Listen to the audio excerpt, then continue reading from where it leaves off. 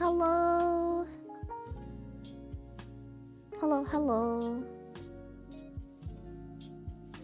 Hi, what's up? It's all working right? Right. Looks good, I think. I believe. Let me just repost on Twitter. Tests? Can you hear that? Let me know if you can't hear the audio. Test. Smidge quiet on the TTS. It's loud on my end, but let me see if I can. Which one is that again? This one. I found it. Oh. Can you still hear it like this? Yeah, you can. E. E. I think that was supposed to be an A. Hold on, the accent might be. Ah, it's the Indian accent. I'm gonna go. I'm testing a bit more. I'm gonna go UK. How's that?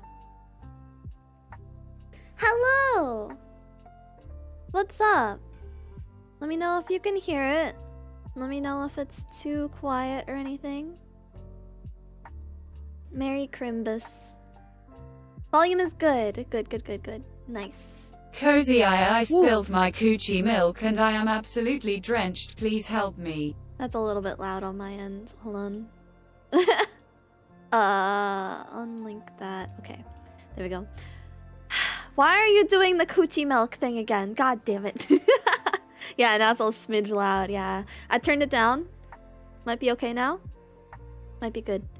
Okay. But hello. Hello, hello, hello. Merry Crimbus. Merry Crimbus. I've prepared a lovely, very important... Testing. 3, 2, 1. A very important Christmas message for you. Hey y'all, I want to wish you all a happy holidays. Discord is full of copy-pasted holiday messages that people don't even read and just forward to other servers. I don't like that. I like to write what I deeply wish and what comes from my heart. Our friendships, from the most deep ones to the most virtual ones, are very important and will never be represented by a single simple message copied from elsewhere. This being said, I would like to thank all of you. You're the best furry roleplay server I've ever been in.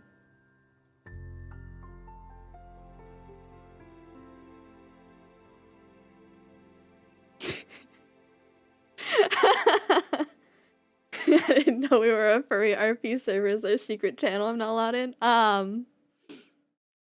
don't know what you're talking about.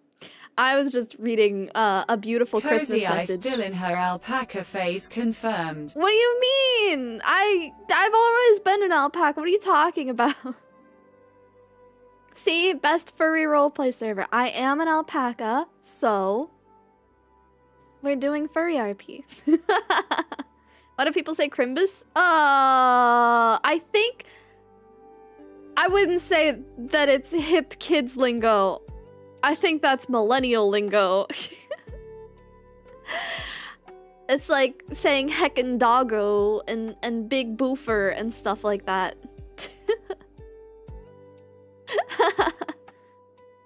I don't know. Millennials like to turn words into other words, I guess. But hi, Merry Christmas, everybody. How y'all doing? How's life? How are the kids? How's, have you gotten anything for Christmas that you're happy about? Tim and Eric? That's true. Tim and Eric did do Crimbus, didn't they? That could have been where it came from. I've been super good this year. Ooh, teehee. I've been so good. I can see your messages on mobile. I can. Hi, Churro. Hello. What's up? We do get presents tomorrow. It's been a pretty chill day with the kids, though. A little heavy on the dadding. Yeah, I mean, I'm sure Christmas for parents is like, it's gotta be like really exciting. Man, so this is, it's labeled as a memory leak stream. This is technically going to be a memory leak stream because I wanted to talk to you guys about, like Christmas traditions and stuff like that. I thought it would be fun to talk about like different traditions that our families have, different things we've done over the years with Christmas stuff and everything. Thought it'd be cute. You see the person that, make meme displays of their Christmas decorations? They're literally fully LED and it's able to... I saw...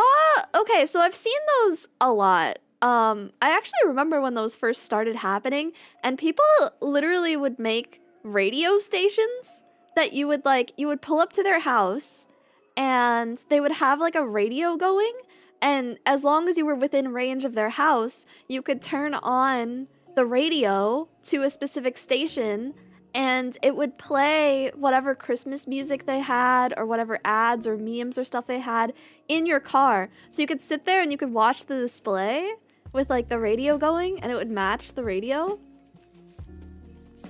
Yeah, the radio station Christmas houses, right? They were really fun. That Savor Christmas song. No, I'm not. I'm not gonna sing anything. I'm sorry.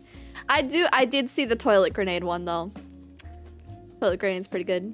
Rain Paka, I am. Look at me. I'm a Rain Paka. I'm a Rain Paka. I put on a nice red fluffy coat instead of my purple one. I didn't change my outfit, but I did change my coat. I'm Christmas Paka. I'm Christmas themed now. We have a few local houses that do that. The oldest is on 18 years this year. Yeah, right? I have a padoru thing. Here, I'll put the padoru on the screen. I made it last year? No, Hi, did I make I'm it Derek before? Bum, and I'm declaring war on toilets with the new toilet grenade.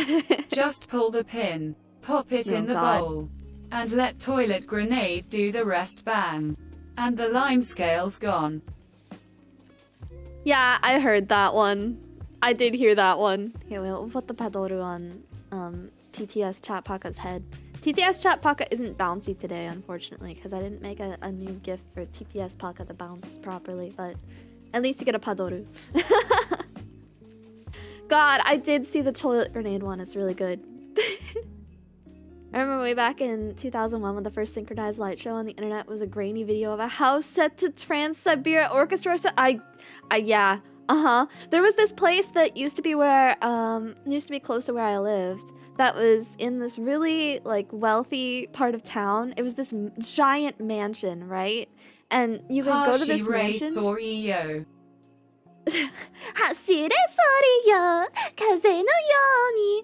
Monpaka's here. That guy. Oh. Oh, I see. I have received a box, apparently. It's a box. I don't have anything to open the box with. I knew that was the next step. I should have just brought Yeah, I don't have anything to open the box with. I've received a box. You do have a gremlin on your head. I'm so sorry. I'm so sorry. No, but there was this huge mansion that was near where I used to live. You would drive up there and there was a huge amount of people that would go to this mansion every year, and it was just coated in lights, and people would like walk around on the sidewalk. You had to park really far away so you could walk around the place and you could see everything. What was that place called? That one? Yeah. It was in LA. That was in LA, yeah. That was really far. Well, I mean, Balian? Balian. The Balian Mansion? Yeah. Oh, that does sound right. That does sound right. That's the what it Balian was. Mansion. Yeah. It was some old ice cream company's owner's mansion. Some old ice cream company's owner's mansion. Bailey's? Well, I'm opening the box. Ah. The box is not ticking. So that's good. The community has something called Bentleyville. Stay the hell away. Too many lights. Honestly fair. Honestly fair. What am I opening? I'm opening a box. I have received a box of some kind. It has a toast. It's got like a little, a cute little toast baby plush. and some stickers of various kinds. Thank you for adopting an auto. What's an auto? What, okay, what's this? This is a antenna looking thing. Okay, okay. Oh, I know what this is. I know what this is. I told Mompaka about this. I didn't think that she was gonna get it for me because she already got me a keyboard. Some fat guy dropped it off, okay? Yeah. It was Santa. It wasn't It's a fat guy Mompaka. in a It was red t-shirt. Santa. It was Santa. Who's preparing your Christmas feast? I think we're getting it delivered. Well, not delivered, but picking it up. Well, technically I still have to cook it. No, okay, it does still have to be cooked. That's fair. That's fair. But woo, almost a year. Thank you so much, Hana. Oh my god, wait, Hana's here. Wait, guys, you have to see the art that Hana did. Look at the Christmas art that Hana did, and then I'll show you guys. I could probably turn on my camera and show you guys what Mompaka gave me. Look at this! This Christmas art by Hana. It's so cute. I love it. I'm so happy. Don't you give me that "it's fine" emoji. Listen, it's so cute. I know, it's so good. Thank you, Hana. It's so cute, so cute. I know, it does look awesome. Wait, hold on. Something popped up on the screen. Okay. Let me finish opening this, and then I can probably put it on screen for you guys to look at. Do you think you need the scissors? I don't think I need the scissors again. I think I'm good. Here you I'll go. go back to watching. Yeah. The way you wield that candy cane. I am wielding the candy cane. You're so right. Okay. So, what Mompaka has gifted me is a thing from a very small business that I found online. They made these adorable little TVs, like retro style TVs. Let me get my lights turned on and everything. I wasn't prepared to do camera stuff, but I wasn't prepared, but I can make myself prepared. It's fine. Let me just the pop open. Let me get my camera and everything. Where is it? I need video capture device. That's the one. There we go. Okay, I'm getting it.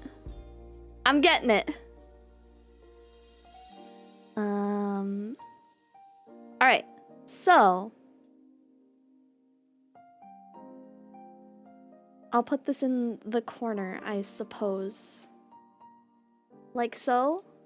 This seems fine. So, what I've been gifted is this. It's a little retro TV thing, right? And it came with this little antenna that you put on top. So you get a little TV antenna. It's 3D printed. And then it has this cute little faceplate that goes in here. Which, how does it fit in? Oh, I get it. You like pop it in, I think. So you have to put it in here like this. And you stick it into this part. Yeah, but this is, hold on, wait. Gotta grab some. This is a Switch dock. Kind of. I mean, it's not gonna actually like do anything with my Switch. It's not gonna charge it or anything like that. It's kind of more like a Switch holder than a Switch dock. But it just holds my Switch for me. It's just a cute little fella. I feel like I didn't quite get that put in there correctly. Kind of slid in a little awkwardly, but oh, actually, technically there is a port underneath, or not a port, but there's like an opening underneath it, so I could make it so that I put a cable in the bottom. But so yeah, I take this and then I put my Switch in the top. And then it holds it. And if I can pop out the screen, then I could take off the Joy-Cons and I could play on here with it set up like a little TV. Yes, retro TV style.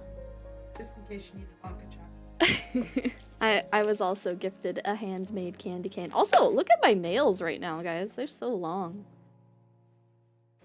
My nails are crazy right now. Yeah, though, isn't it cute? Also, this is the Famicom keyboard that I got. This is like, here, I'm gonna move myself over a little bit. This is the Famicom keyboard that I got that Mom Paka gifted me. The NES keyboard that I had is currently with El Papa. He's been using it a lot. But yes, well, just a little guy. They do go spinny, yeah. And then I got some little stickers with it. And it came with a little adoption note and stuff like that I'll have to read later for adopting an auto. They're called autos. And I have a little toast. Cute! This is great because I have 2 Switches. So one of my Switches ends up just kind of sitting on the sidelines, not really doing anything most of the time because I end up playing with this Switch. This is my streaming Switch, so I end up playing with this Switch most of the time, and I just swap it between my 2 docks that I've got. So my other Switch just ends up kind of sitting on the sidelines with my Joy-Cons and everything. So I'll put one Switch in this little TV and I'll like stand it up somewhere and make it look all cute. And then I'll always know where it is, and it'll look adorable. Yeah, true! The theme of the keyboard does look pretty Christmassy. I do have the Animal Crossing themed Switch. That was gifted to me by Steve. Steve got me the Animal Crossing Switch. I haven't played enough Animal Crossing with it, though. I keep getting distracted. I'll start Animal Crossing, and then I'll get distracted by like a million other games, and I won't play Animal Crossing for a long period. Kind of sad, but... yeah. Okay. I'll close that camera for now, for the moment. Anyway, I've been given a gift. It's cute. I love it. Cute little guy. He's just a little guy. I guess I'll put it off to the side for now. And then I'll find a place to put him later. Okay. So, hi. I exist again. I live again. I can read you more properly again. Hey. It is kind of like BMO. That's true. He's like a retro TV style BMO, because BMO is like a Game Boy.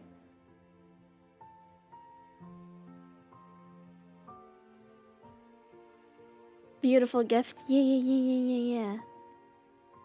Okay, so so I wanted to talk about Christmas tradition sort of stuff. So I don't know what you guys have done for Christmas, like with your family. Most years, back when I was younger, we would visit my great-grandma. We would get the whole family together and we would visit my great-grandma on my my mom's side. And we had like, it was like huge. There was like extended family, like several cousins and stuff were there.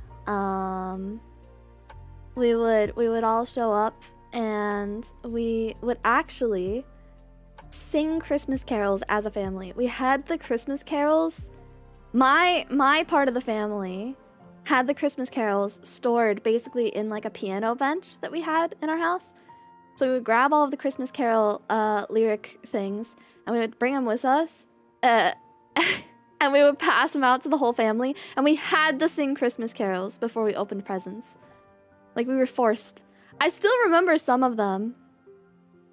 It was actually kind of good, because when I got into middle school, I became part of, like, a choir. And during the Christmas season, the choir did, like, a winter concert. And a lot of the songs that I did for the winter concert were things that I usually sang with my family, so I already knew all of the lyrics and stuff like that.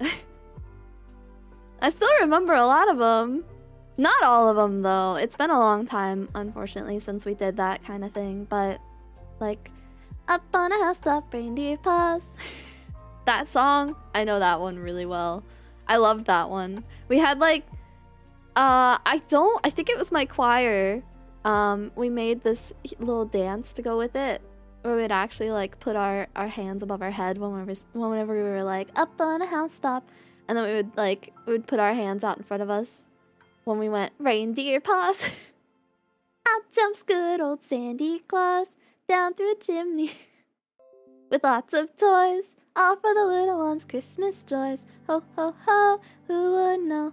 Ho ho ho, who would know? Yeah.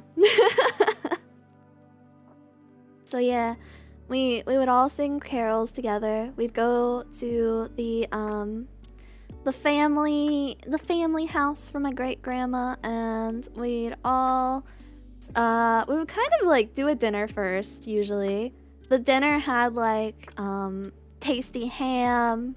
That was where I got the tradition of drinking apple cider, like sparkling apple cider, because usually the rest of the family did like wine and stuff like that, but obviously the kids couldn't have that kind of thing, so they had sparkling apple cider. And I got really into it. It was like my favorite part. No, there was two things that were my favorite part about going to Christmas over there. One of them was the sparkling apple cider, and then the other one was this really tasty Danish dessert that basically was just like apple cake. That's basically what it was called. And it was kind of like a layered...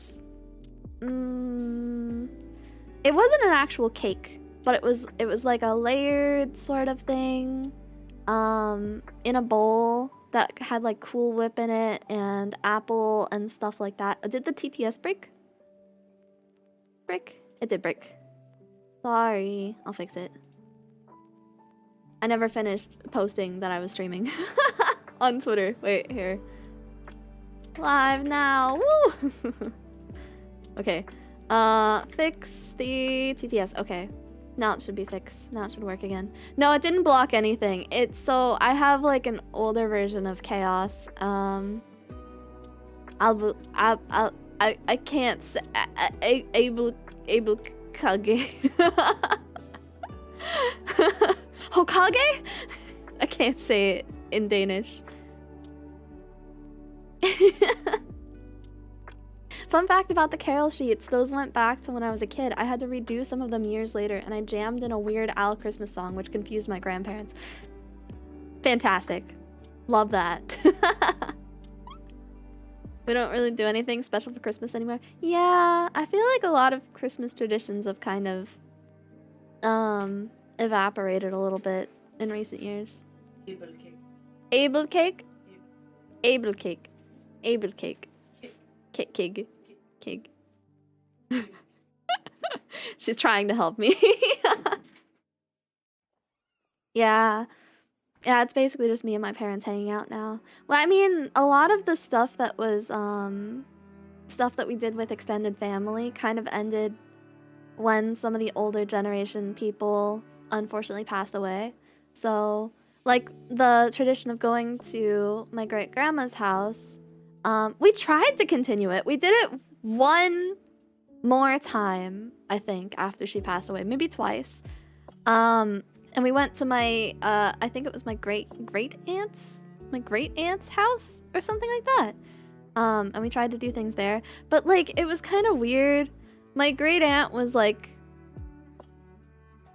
a very rich white lady.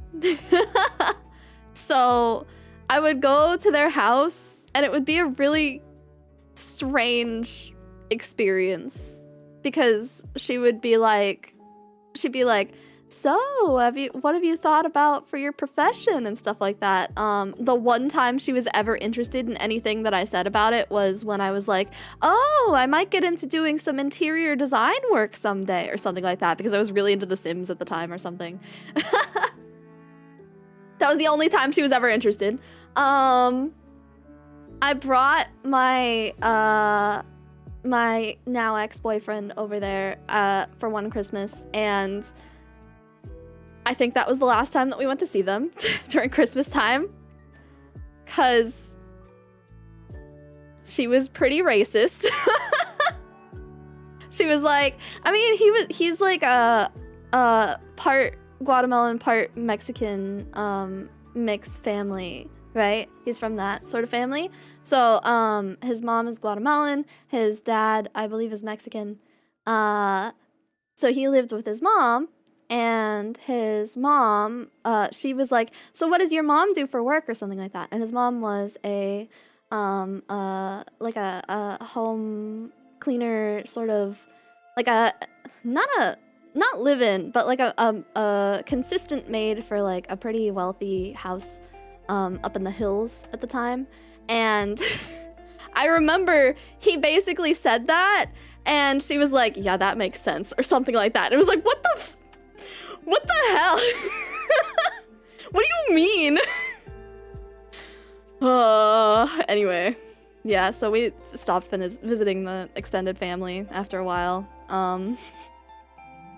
But when I was younger, it was really nice. There was times where I visited family when I was younger, when we did the Christmas caroling and stuff like that, and we'd eat a tasty dinner all at a big table together. We'd talk for a little while. We'd do Christmas carols, and then we would open toys, and it was a nice big family gathering sort of thing. It was nice to like check in on people and see what was up in their lives and stuff like that. Yeah, I think they called her a janitor too. It wasn't the same after your great-grandmother passed? Yeah, it wasn't the same. Because she kind of, honestly, she and my great-grandfather, when he was around too, they both kind of helped to bring that side of the family together. It was the same sort of thing on my dad's side, though. My grandma on my dad's side was the one that kind of brought us together on that side of the family. And we would hang out, like, at her place and talk about Christmassy things, we do toy opening and stuff like that, but my dad's side of the family was a lot less traditional, I guess. So we would kind of like, we'd do a dinner, we'd open some toys. It was very casual, it was very relaxed. That also stopped happening eventually, which was kind of sad, but that one wasn't because people were being weird. That one was just, you know, it just faded out, kind of. Basically the same with my grandfather on my dad's side, yeah. In here, the tradition is roasting the midnight supper all day, but it's summer here. Oh yeah, summertime, yeah. Do bingo together, Secret Santa, watch the fireworks shows. I never did like a Secret Santa thing. I'm doing one this year. We're actually doing a Secret Santa with Kawa. You might see some of us post about or talk about gifts that we receive from other Kawa members tomorrow. I still have to work on mine a little bit. I have to add something to mine, but yeah. I'll finish it after stream. But yeah. My whole family used to assemble at New Year's and give out presents to everyone while celebrating at 12 p.m. So New Year's wasn't something that I celebrated with family very much. New Year's was more like an at-home thing. We would just be at the house. Usually our tradition for New Year's was that we would buy a lot of snacks, and that would basically be our dinner for the night. And that's still kind of our tradition. We just buy like lots of chips and sparkling apple cider, and we get like, sometimes we have sausage, tasty sausage. Sometimes we have like crackers and cheese and stuff. Already planning the junk food celebration. Yeah. See, that one's easy to continue, though. That's an easy tradition. And there's not really usually any fireworks near anywhere I live for New Year's. I mean, there is, but it's all illegal stuff, right? But knowing friends online means I get to celebrate at least 3 total New Year's. That's true! That's true, same. Yeah. Yeah, stay up until midnight with like 3 different groups of people. I'm usually the last one too, so I'm in call with people and they're like, Happy New Year! And it's like 2 years early, or 2 hours early. And then they'll say it again an hour later, it'll be like, Happy New Year! And then it's finally my turn. So I get 3 New Years. Junk food after the big meal at the table hits different. Yeah, true. Just a nice junk food sort of day. It's like binging before the new year. Happy 2026, excuse me. Just trying to get my family all home for the holidays. Yeah, it's kind of rough recently. In recent years, I feel like a lot of that traditional family stuff where you go and you visit the extended family and stuff like that is kind of faded out a little more. I mean, it's partially because of like COVID stuff, of course, but it's also just, I don't know, people are more likely to just like video call the family during the holidays now, which is interesting. It's not like it used to be, you know? I think I'll succeed on getting all my older kids home for the first time in 3 years. Nice, nice.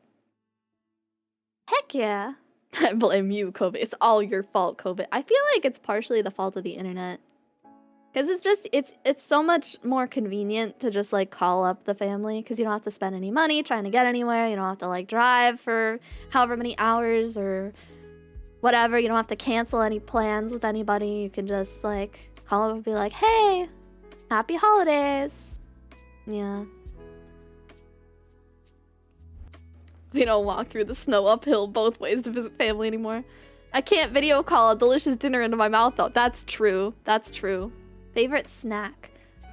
My favorite snack? Like in general or for Christmas?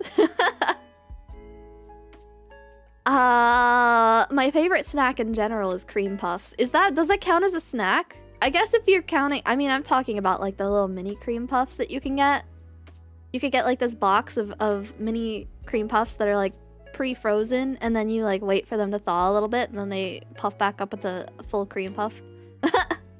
Not really puff up, but like, you know, they got that like nice cream puff texture and stuff. I don't actually know how they do it. They never end up mushy or anything. When they defrost, they're actually just normal cream puff texture. It's crazy. It's making me hungry. I'm so sorry.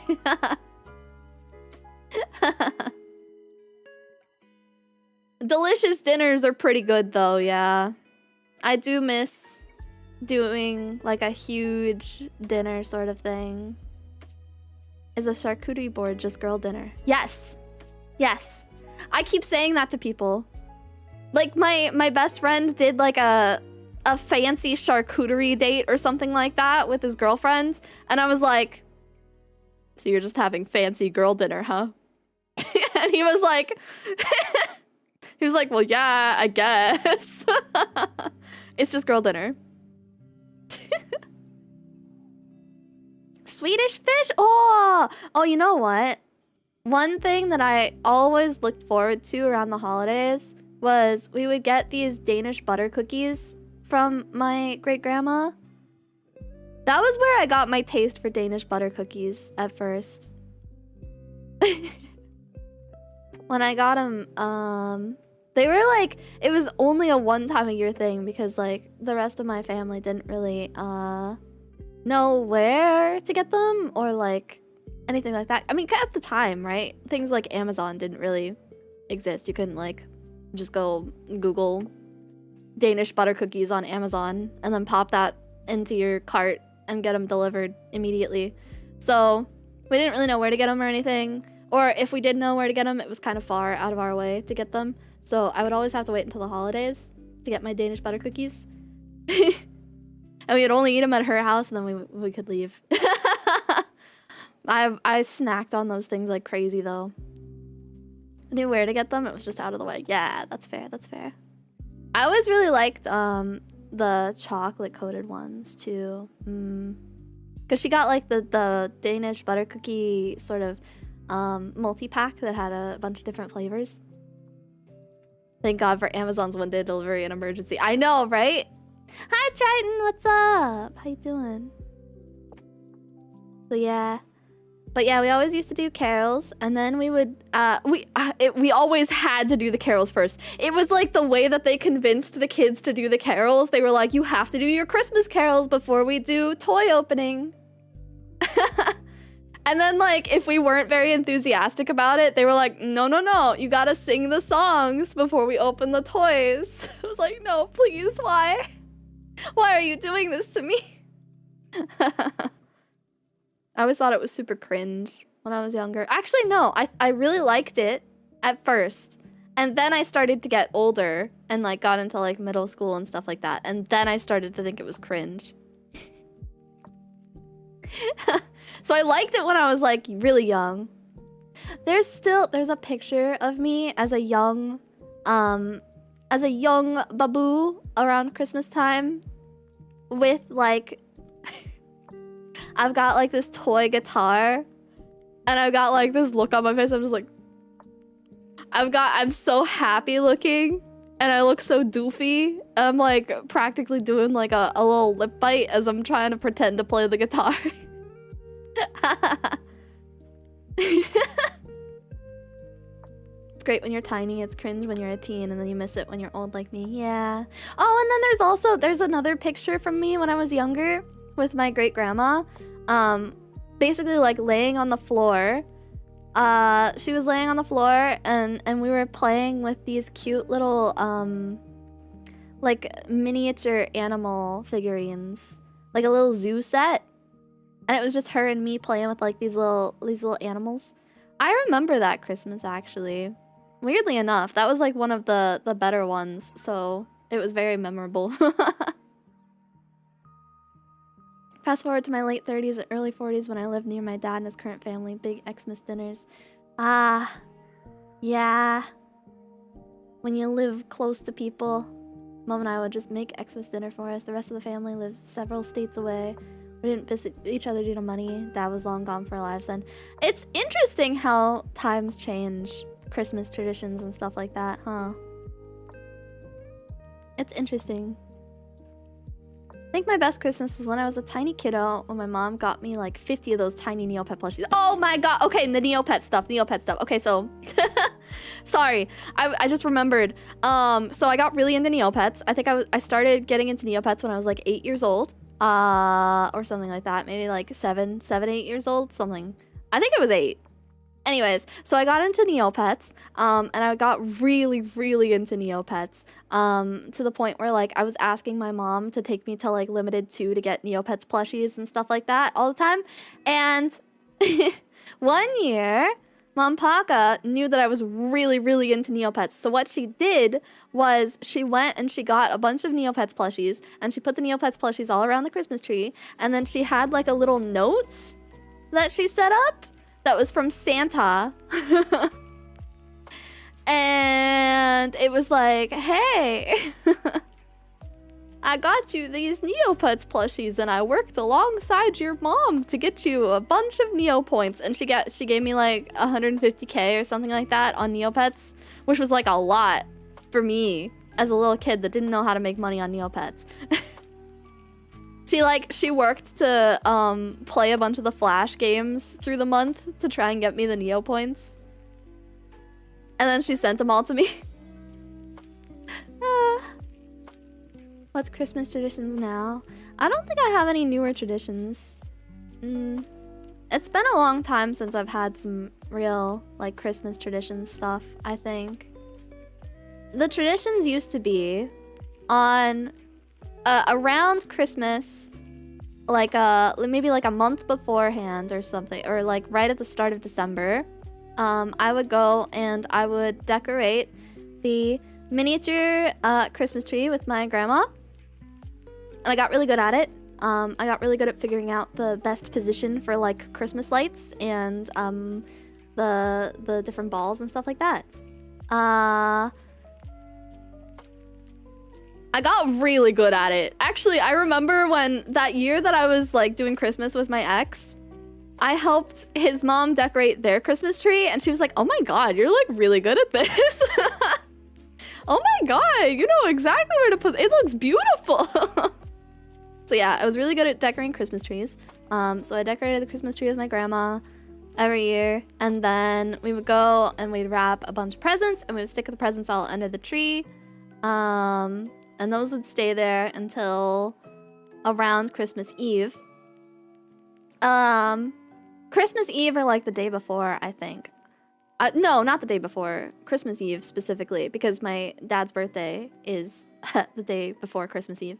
So, Christmas Eve, we would go to relatives' house, usually like my great-grandma's house, and we would do the whole like big dinner, and we would do caroling, and we would do toy opening and stuff like that.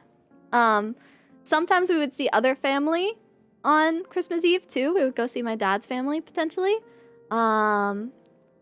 And then we would come back home and we wouldn't open, like we would save a bunch of presents, or we would have like a bunch of presents from like ourselves still under the Christmas tree.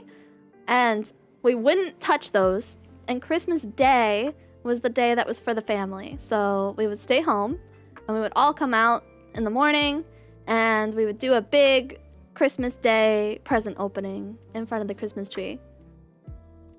And usually, my parents would, through the night, they would, like, go pretend to be Santa. And, oh, they made me leave out Milka cookies. Like, we would go and get, like, actual Milka cookies, and we would set up, like, a little plate with, like, a little, like, note for Santa and everything like that. So, like, the night before, like, hey, Santa liked those cookies. And the carrot for Rudolph. Oh yeah, that's right. And they made me leave a carrot out for Rudolph too. So they would go and they would do their Christmas preparation on like Christmas Eve into Christmas Day, and they would like munch on the cookies and stuff like that. Do you remember the year you left a taco for Santa? I don't, but I do remember, I think we left booze out at one point or something. I think it must have been a hard Christmas. Some like whiskey or something.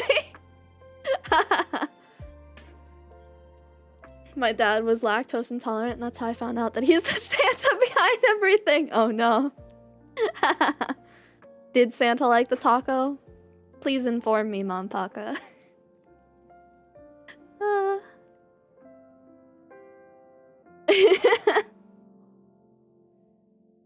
This year, living with my mom, still visiting grandma in the nursing home after picking mom up from work, then Xmas dinner with just us. That's nice though, still. My mom's side of the family used to get the entire family together for Christmas. We'd meet in a church because it was so a large gathering, and then the supper would be a potluck. Ooh, wow. Yeah, I mean, kind of our Christmas dinner was kind of the same. It was kind of like potluck style. We'd bring in our own side dishes. We usually brought in like the green bean casserole or something like that because it was easy.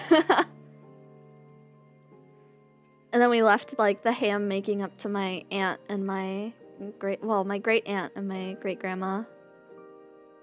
Can get on Minecraft with Papa and I and help make a tree. Probably not this year, but I don't know. We could probably do that again. We did that one year with Minecraft stuff on the Prism virtual server back when I was part of that group. A tree with TNT so you can bring in the new year with a bang. Honestly, I think we did use some TNT on the tree that we made in the Prism virtual server. Not prison! Prism!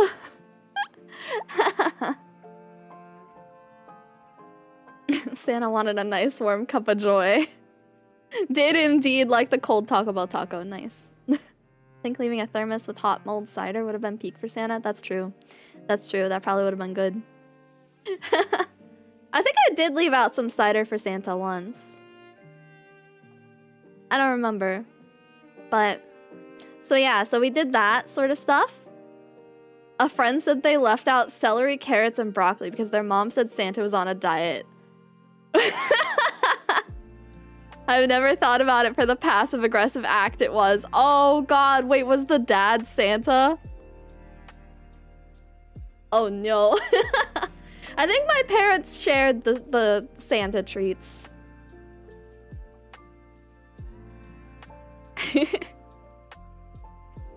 But yeah, no, I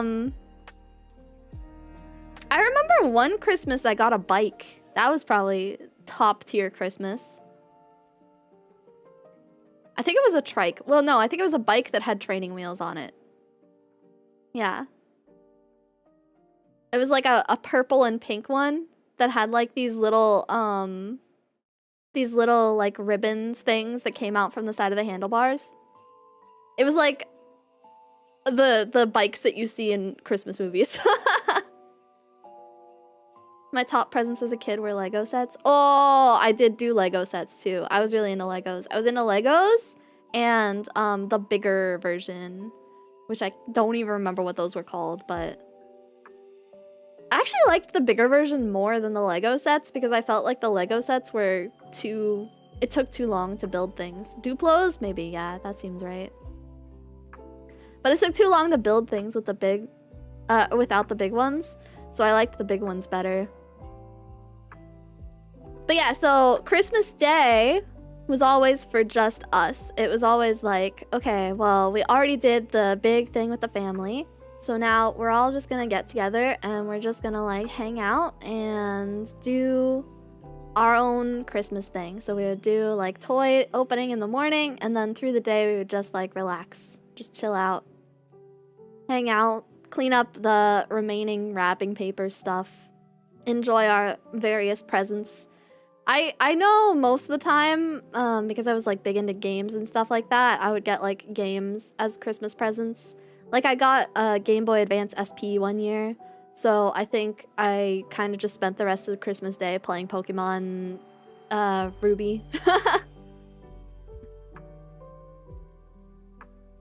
You leave the reindeer food out and the birds clean it up. Of course, of course. I think what happened with like the fake reindeer food, the like carrots, they would like take a bite out of the carrot and then they would leave the rest of it. They'd be like, well, we have to make it look like Rudolph had a bite of carrot. So they'd like take a big bite out of it and then they would leave the rest of it.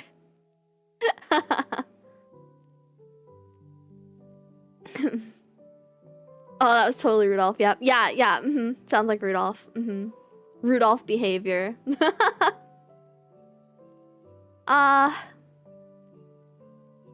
Yeah. Santa stuff is cute. Honestly. It's not, I mean, obvious. I feel like I figured out pretty early on that it was not Santa, but it was still like a cute tradition thing, so I was still happy doing it. I was like, yeah, I'll write a note to Santa and stuff like that. But, yeah, I kind of knew. I kind of knew. I was aware. But it was, I liked the traditions and stuff like that. I feel like it was nice to see people, but it was also so stressful. You know? The year you left a taco, pretty sure you knew. Yeah. Yeah. I knew that year. I'm pretty sure. It was like... I don't even remember how I ended up with that taco. Was it just like a leftover taco that I had? And I was like, I don't really want to eat this or something. And I feel like that's what it was. And then it was like, well, why don't you leave it for Santa? I was like, really? Yeah, okay, sure. I'll leave it for Santa, I guess. Rudolph took just a bite because he's on a diet. Oh, true, true. No, I didn't even think about Rudolph having human teeth. It was just a bite, you know? So... It was leftover taco from Taco Bell that we'd stuck in the fridge and we were like, well, what would Santa eat? Oh, yeah. Okay, that's fair. That's fair. That's understandable. Does it ruin it if the kid knows? Mom, Paka, you can have an opinion about this. Does it once your kid knows that Santa isn't real and it's like, it's just parents, does it kind of ruin it? Or is it still fun to like get up and do the Santa stuff and get the silly little note and the treats and stuff? Poor Santa having to deliver the rest of presents after Kozii left in Taco Bell.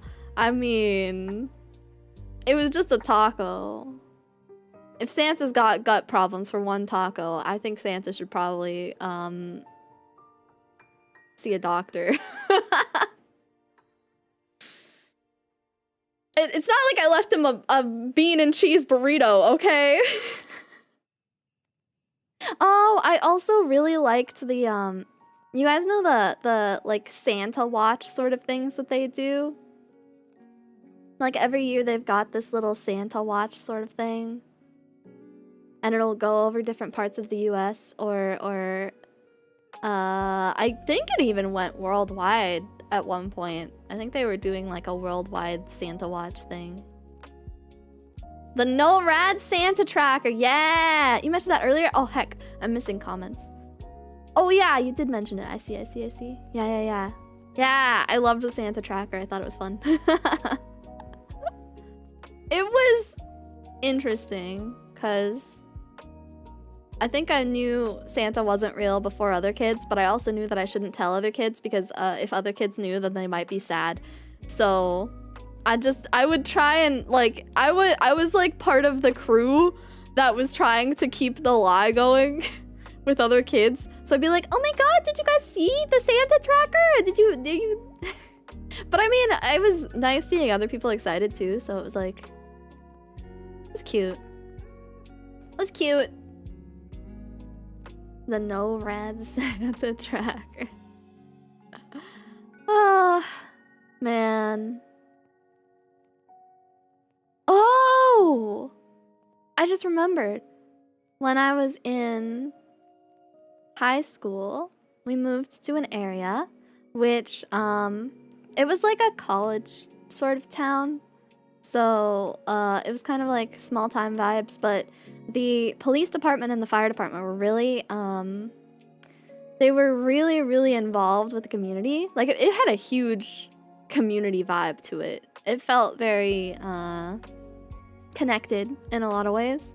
So, what they did on Christmas Day, around like 7 to 10 a.m. or something like that, was they got one of the fire engines and they had somebody dress up as Santa, and the fire department and the police department went out and they would just like go through all of the residential streets in the city with the fire truck and with the police cars, and they would just toss candy out. All of the kids would come out and stand on the sidewalk and they'd be like, oh my God, there's Santa, he's going by. And all the police department people would toss candy out to all the kids. It was really cute. I still pretended for a few more years because I liked the whole Santa thing. I did too, yeah. I liked it. I thought it was cute. Staying up till midnight to see Santa pass by, but there weren't presents out yet. Merry Christmas. It's finally Christmas Day. Happy Christmas! Merry Chrysler! They're still doing it. They've been doing it for over 100 years now. They're up to 3 fire engines and 3 Santas. Yeah, because they have to hit a pretty sizable town. I mean, it was back in LA County, so like big population that they've got to hit, right? So yeah, they've got 3 whole fire engines now. Sheesh. That happens in my town every year in early December. Yeah, it happens on Christmas Day for that town. And it was basically like around 7 a.m. to 10 a.m. or so. Really early in the morning, which I was in high school, so I already knew that Santa wasn't real or anything. So it was a cute thing, and I went out to see it like once, maybe twice or something like that, but then just like stopped. Like my parents would come and they'd be like, hey, Santa's going by, do you want to see Santa? And I'd be like, I'm sleeping.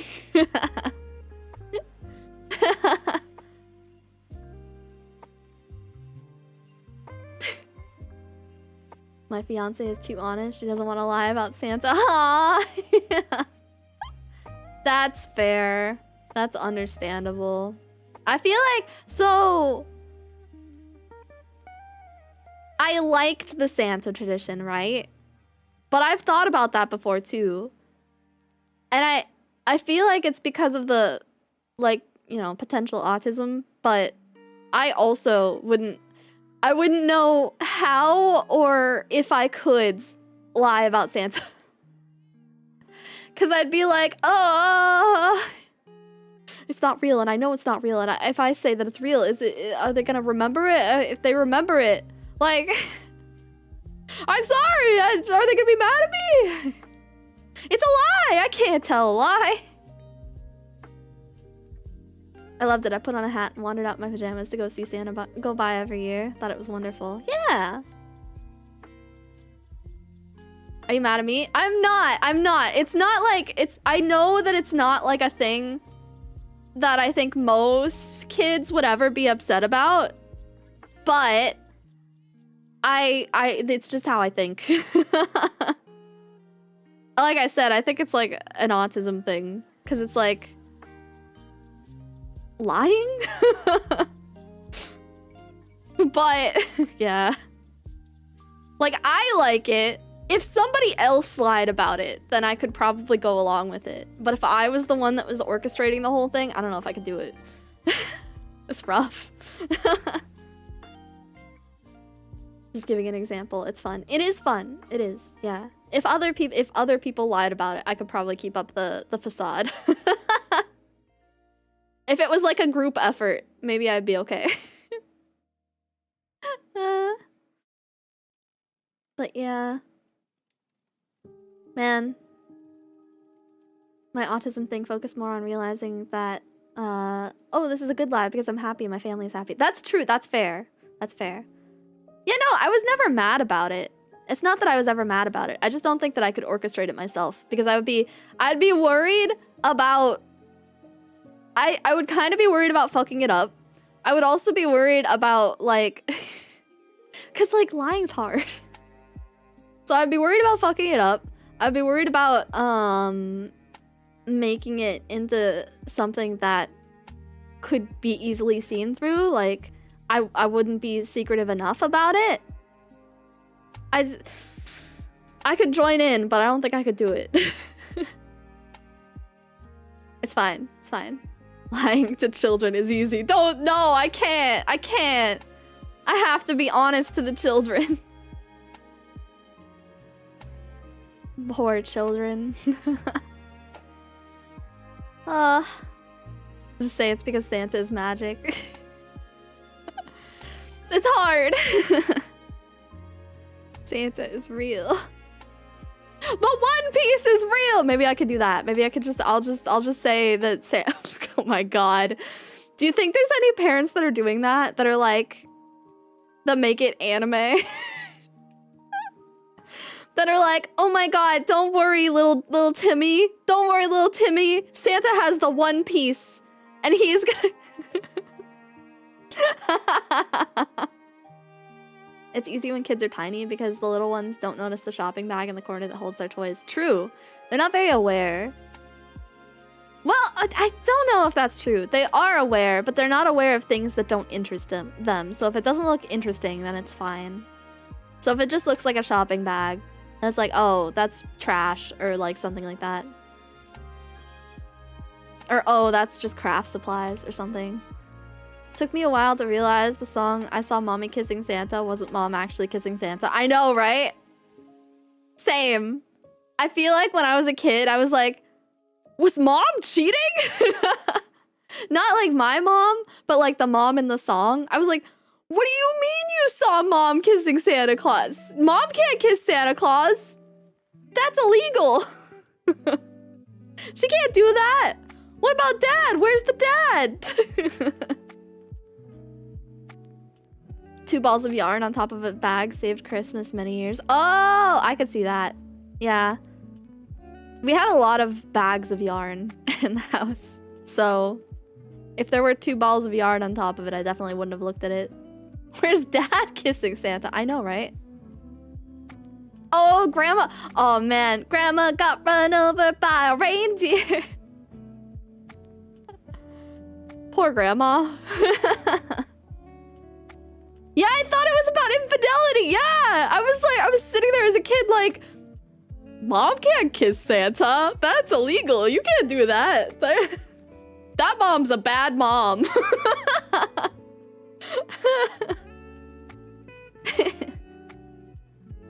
Thank you for the hearts and stuff. God. I don't know. I don't even remember when I started realizing that no, Dad was actually Santa. Mom would never do that. What are you talking about? Mom did not kiss Santa. Pretty sure you actually said that Mom's a bad mom and your dad and I just looked at each other. I feel like I probably shouldn't have known what infidelity was, but I did. I think I don't know why. Where did I pick that up? It's not like I dealt with it in my daily life or anything. Mom's cheating on Dad and Santa is cheating on Miss Claus. Yeah. Also Santa and Mrs. Claus. I also felt bad for Mrs. Claus. I was like, what about Mrs. Claus? Isn't Santa married? He can't do that.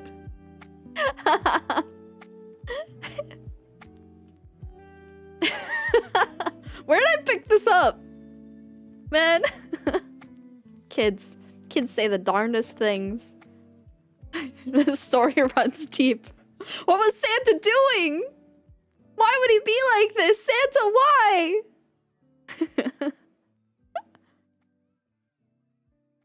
This year, Santa is trading in Mrs. Claus for your mom. I think that was also what kids on the playground would say, though. Like, I think that was part of it. Like, kids at school would be like, ooh, the mom is cheating.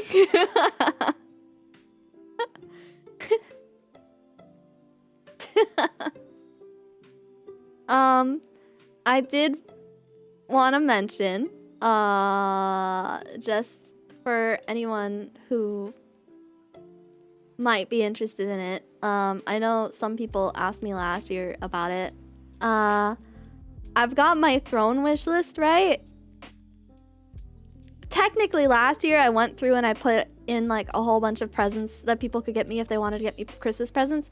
This year I only have like a couple things on my throne wish list, but for the next 2 days, I actually have surprise gifts turn on. So I think that means you can buy me stuff that I don't know what you're getting.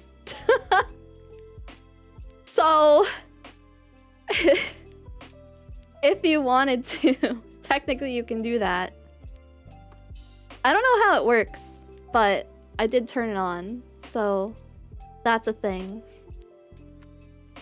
Surprise presents. I think, wait, hold on, let me check and make sure. Send surprise. Yeah. Oh my god, I can buy a Whale Lord plushie. Oh no. Oh god. I don't know where to put that. Yeah, so you should be able to just like, you can, I think it's everything that's on the throne site. I don't think you can do a link from offsite or anything like that. But they've got a pretty big list of like partners at this point. So yeah, that's a thing. I'm not I don't want to push getting presents or anything, but I know that some people wondered about it last year, so I figured that I would at least turn it on. I get you honey if I could, because honey is yum and coffee. Honey and coffee. I don't think I've tried honey and coffee before. That doesn't, it sounds good, but I don't think I've tried it. I've had like honey and tea, but not honey and coffee. Interesting. I like sweet coffee anyways, so I can't imagine that it would be bad. It'd probably be tasty. I thought you meant kids would brag about Santa kissing their mom. I was so confused. Some of them would. I think some of them did do that. I think some of them were like, yeah, my mom kissed Santa.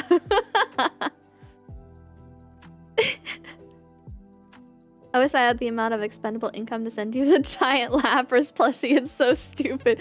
Oh my god, I've seen the giant Lapras plushie. I don't have room for this stuff. You can't. The giant Lapras plushie is really cute though. Also the giant Snorlax plushie. That one's practically just a bed. When I worked at Starbucks, people would get blonde drip coffee and get honey. I like blonde's coffee anyway. I like blonde coffee and I like white coffee, so I feel like honey would taste pretty good with those. Maybe I'll have to try it. I have a cold now, it's in my coffee. Not gonna lie, I wish I had a house big enough for a giant Snorlax just to have ginormous Pokemon. We could have a whole room of just ginormous Pokemon. I do like blondes. I'm not denying it. I'm not denying it. What's white coffee? So blonde coffee is like, blonde coffee is like stronger than normal coffee, right? Because I think it's over roasted coffee, isn't it? As far as, wait, hold on. Let me make sure I'm getting my terms right. Blonde coffee. Ahem. So blonde coffee. Yeah, okay, so it has a lighter body and higher acidity than darker roasts. So it's like higher acidity. White coffee is actually lower acidity. As far as I'm aware. Yes. Yes. White coffee is coffee that's half roasted. So it's like roasted at a much slower or lower temperature. So it's got more caffeine, but it doesn't have as much acidity.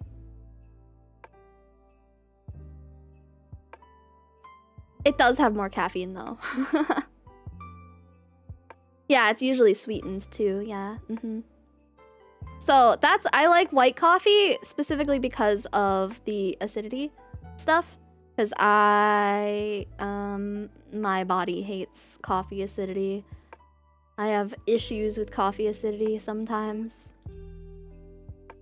Rare coffee versus medium well coffee. That's actually true, it kind of is. But it does have more caffeine, weirdly enough. So technically, white coffee is like, I mean, that's probably why I get wired more easily, because I have like these white coffee packs. It's like instant, but they're white coffee packs, and every time I drink one, I feel like I get a little bit more wired. Probably because it's got more caffeine in it. You like blondes? I'm lightening my hair again. Isn't your hair already blonde? What do you consider that color? Hold on. I gotta get a picture of my dear wife-daughter on screen for a second. Hold on. Is this not blonde?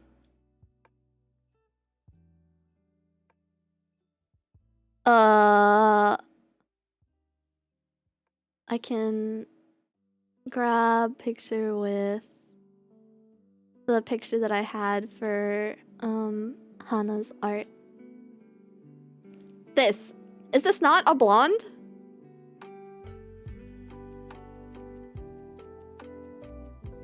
Between light brown and dark blonde.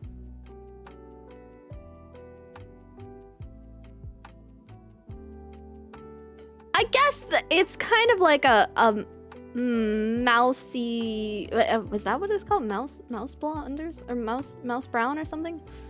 What is it? Light. Wait.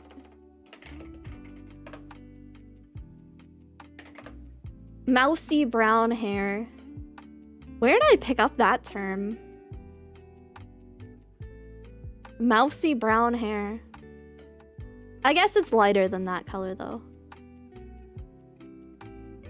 Anyway, that's what we used to call a dirty blonde, what my hair color was for years when you were young. It was also my dishwater blonde. I didn't like that term. So this was my hair color at one point, right? Because I had, when I was really, really young, I had platinum blonde hair. And then when I got older, I started to... Honestly, I weirdly still have blonde parts of my hair. Like, a lot of my hair is still blondish in tone. I can't see my hair very well because it's too short. I'm trying to look at my hair. It's not working. It's too short. But, I still have some blonde hairs. Like a lot of blonde hairs. But they're like punctuated by this deeper, darker brown color. And weirdly, my hair color changes if I go out in the sun more often.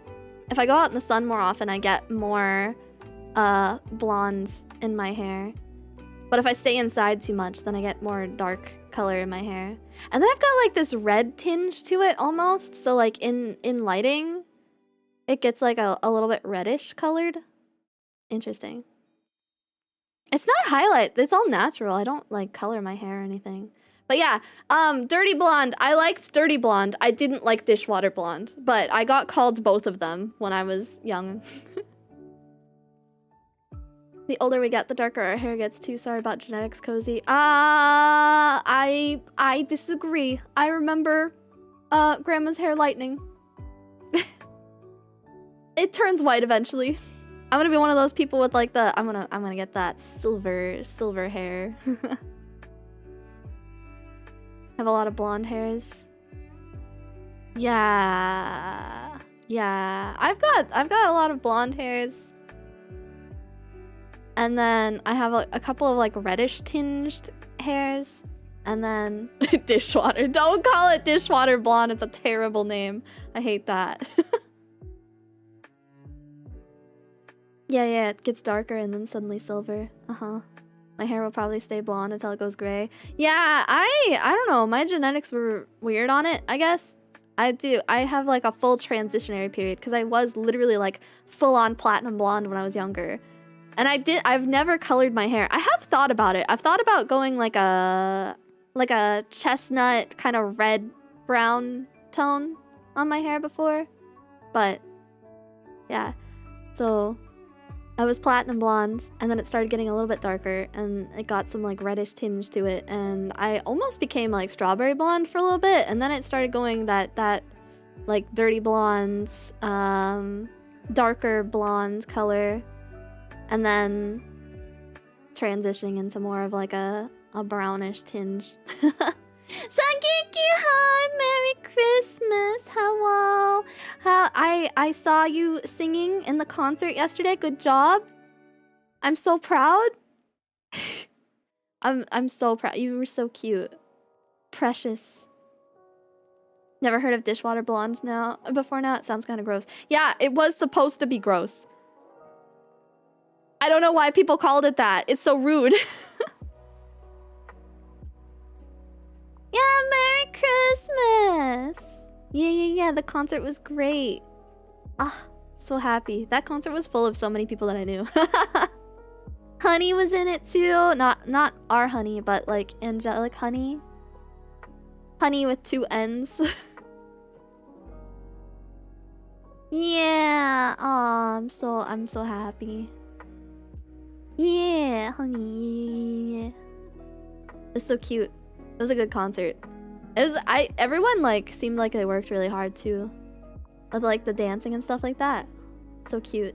The one thing I will say though is that that concert had like a lot of V4 Mirai members in it. One of them was one of the new V4 Mirai members, Mono Monet, and she came on screen. And I was watching it with other people, right?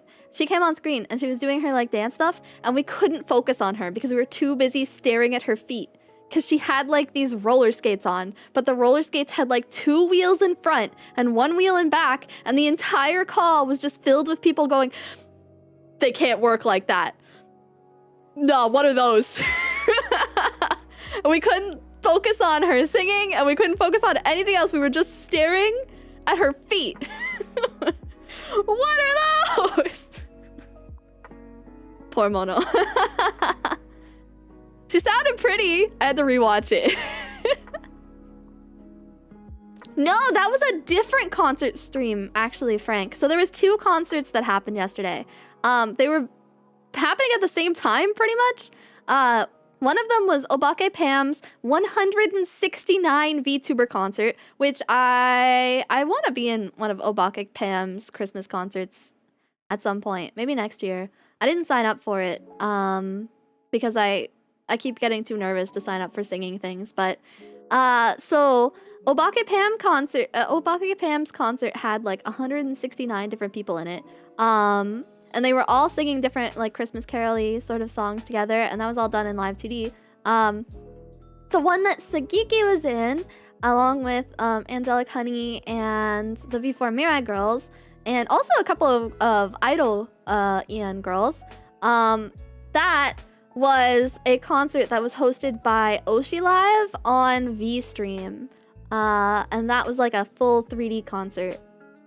So that was a lot smaller, but it was like full 3D, like everyone was full on dancing and like It looked great. I just couldn't stop staring at Mono's feet. Yeah, Pam's concert was so big. I'm a little bit sad about Pam's concert, unfortunately, because it ended up being so big, and because there were like the what's it called? The videos that happens, where everyone was like trying to show themselves and being like, "Hi, this is me. This is what my content is," sort of stuff. It kind of ended up feeling like the VTuber Super Bowl. So it kind of felt like there was actual singing action in between a lot of commercials, because it was like a lot of people that were trying to sell me on their content, and there was 169 people in it. The VTuber Bowl, the Vtuber Bowl. So I was sitting there watching it, and I actually ended up swapping to the other concert at some point. I'm still gonna go back and watch all of it, but I just have to watch it in bits, because it just, I know, nice. There were just too many people to keep track of. It was great though. Everybody did such a good job singing. I'm still proud of them. I knew a lot of people in that concert too. My friend, let's see, there was Isa in it that I knew. I know Pia was in it. I know Kyoku Bear, who was in it. EXO, my friend Tier. Obviously Pam, I know. There was a lot of people from different agencies and stuff that I knew. Ollie was in it. I think she got Crazy Ollie in it to sing a song with her. Yeah, there was so many people. It was a lot. And she basically planned all of it by herself. Like, she pretty much did all of the work. Pam's crazy. I could never.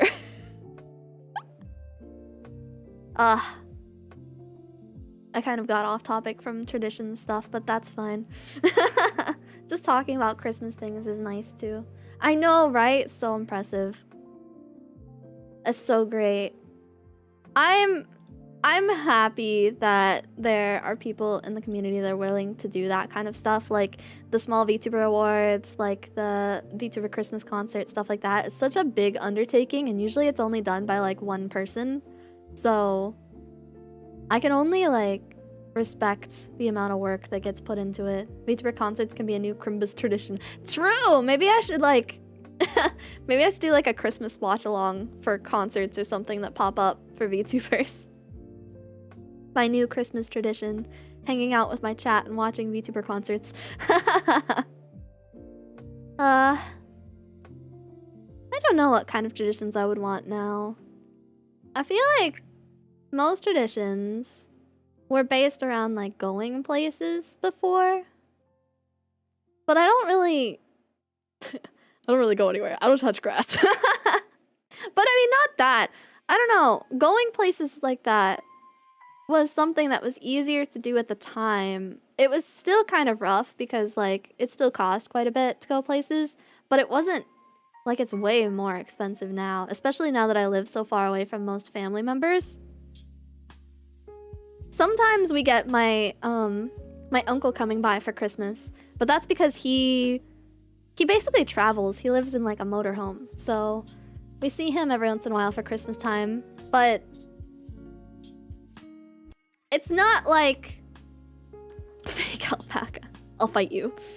It's not like I can easily just like go a couple towns over and end up with family or something. I would have to like fly to see family, and that costs a lot, and that's a lot more stress than it already was to try and visit people for the holidays, especially because they expect you to bring presents and stuff. So I kind of wish that I lived near more friends, because a lot of my friends are online now, but like Friendmas stuff, I see a lot of stuff about Friendmas online. I feel like Friendmas would be really cute to do. Just like bring a bunch of friends together and do Christmassy things. It's fine, you're a flying alpaca reindeer. True! True, I'll just fly there. It's fine. Bought some new thongs yesterday so I could go to the beach comfortably. Nice, nice. Yeah, because it's like the middle of summertime for you, huh? Yeah. Yeah. Man. What new traditions would I want? I wanted to bake cookies this year, but with everything that's been happening this year, unfortunately, I just don't have the energy to try and set things up to make cookies on stream with everybody. Maybe next year I can. Maybe next year I can make some cute alpaca cookies. I can make them. I can do like the batter making and stuff on screen, and then we can lay out the cookies. And I've got a bunch of alpaca cookie cutters that Mampaka got for me last year, and I can make alpacas, and then we can bake them, and we can just chat while they're baking. And then after they're done, I can bring them back out, and we can like decorate them after they cool off a little bit. We can put on like cute decorations and stuff, but that's probably next Christmas. Unfortunately. What if it was the Chat Paka's Christmas cookie art? Cute little Chat Pakas. Christmas pageants. How so? Pumpkin spice cookies sound really good.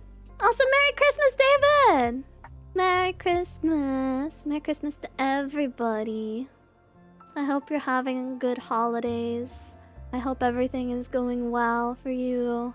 I hope you are enjoying some nice, quiet, relaxing time and not overworking yourself. I'm talking to you, VTubers. I see you. I'm trying really hard not to overwork myself. I saw my wife in here. I had decided that I wasn't gonna do any rigging today or tomorrow on my waifu's model, just so I could have a couple of days to just chill and like play whatever games I get or stuff like that. My friend Booster bought me this new Warhammer game that came out, Warhammer Rogue Trader, and I was playing that last night. I did like the beginning kind of tutorial-y part, and then I got to play a little bit with my best friend, who was just like, yeah, I'll hop into your game, why not? So I hung out with my best friend for a little while before he went to go do holiday stuff, and then today I'm mostly just chilling, hanging out with my cat and everything. Oh yeah! That's another thing, technically. If you guys want to buy anything, if you want to surprise me with like cat treats or something for a throne and stuff, you could try and give my cat some things before the inevitable. I don't have a bot still. Oh hell, I can get it. I got it. I gotta get a bot. I haven't figured out a bot yet. I'm probably just gonna go back to Streamlabs. There you go. There it is. Kat's favorite is salmon flavored Temptations. That's true. That is her favorite. That's her favorite. They're called Christmas pageants. They're like parades with performers and stuff. We do have some of those. Actually, I used to be part of Color Guard in high school, and I did the Disneyland one once. I was part of my school, my high school won first place once. Our band won first, our marching regiment won first place at championships one year. And that year, we were invited to Disneyland to be part of the Christmas parades. It was really cool. They took us behind stage. I got to see the backstage of Disneyland. I probably can't talk about it much because, well, I mean, it's been years at this point. But it's been over 10 years, so it's probably fine. Listen, I got to see the back of Toontown. I got to see one of the mascot characters not wearing their head. Wild. You can talk about it, you can't show pics of it. Okay, okay, that's fair, that's fair. I think I did take pictures just for myself, but it was like, you can't post these anywhere. You can't do anything with this. Hello, John, Merry Christmas. I have to work for a few hours tomorrow because cats don't stop needing things just because it's a dumb human holiday. That's true, that's true. Cats do not stop needing things. My cat is still as needy as ever, but I set her up with my dad with her food dish and everything, so I could do a stream and like talk with everybody. Yeah. Also, Rogue Trader's fun. I haven't played too far into it yet, Frank, but it's pretty good. Maybe I could stream Rogue Trader?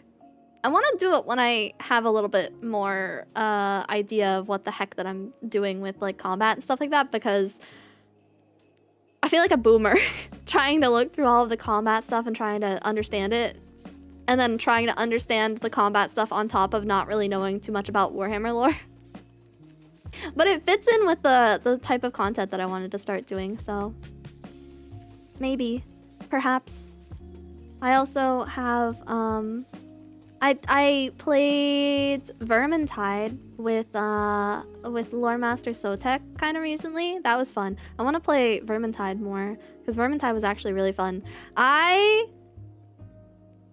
never really got that introduced to like the fantasy Warhammer side of things because my best friend is really into Warhammer 40k, but not as into fantasy, and I am into fantasy stuff, so like, I was learning a little bit about Warhammer Fantasy from Sotek, and it was like, oh, actually, that's pretty cool. But yes, yeah, no, Jackster, we do have some Christmas things like that. We've got like the Disneyland parades, but there's also smaller Christmas parades that happen. They're, I think our city has done Christmas parades before. I think it has. And then our old city used to do Christmas parades, I think. Well, actually, not our old city. Our old city just did like the thing with the Santas on the fire trucks, but one of the ones that was nearby did Christmas parades. So I was in the Christmas parades for those with my high school quite a bit too. Because usually they have, like, the local bands come and be part of the parade. Yeah. Rune stream with Baldur's Gate 3. I don't actually own Baldur's Gate 3. I got Rogue Trader before I got Baldur's Gate. And also, I can't... I have spent too much money lately. I have to stop buying games. Temporarily, at least for now. But I have bought too many games. And I haven't even finished most of them. Like, I still haven't even finished Tears of the Kingdom, so I gotta finish some games before I buy new games.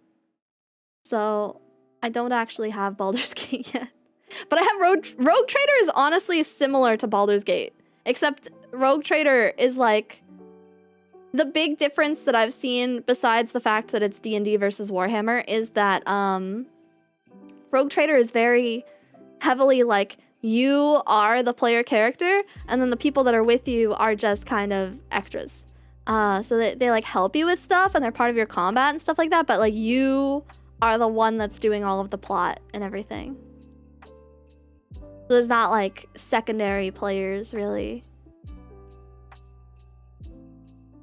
The best fantasy game are Total War Warhammer games, even though Creative Assembly is greedy with DLC. I know some about Warhammer fantasy stuff because I played a tabletop Age of Sigmar campaign at one point, which was really fun. I liked it. That's when I learned about the rats. The Vermintide rat boys. The Skaven. There is a Neopets cookbook. Also, it's official. Yeah. There's also a Neopets tarot card deck, which I really want.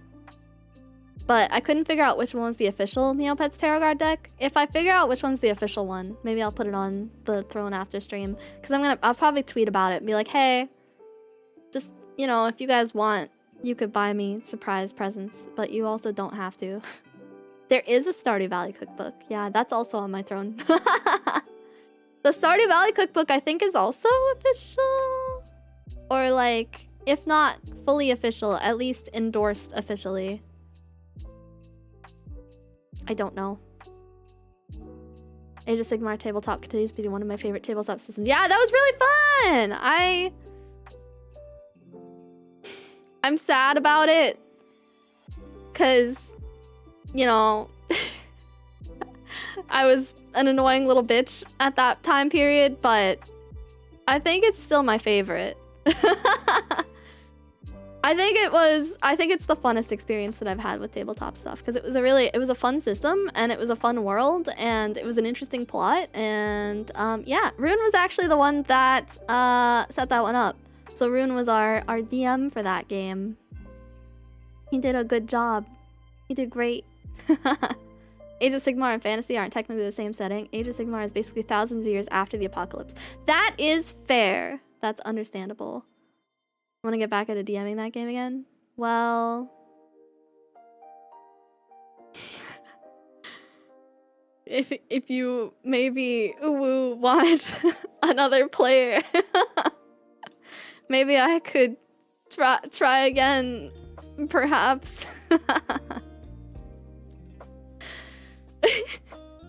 Anyway. Put about 80 hours into Baldur's Gate 3 and 65 into Cyberpunk and haven't beat either. Vtuber Age of Sigmar DM game.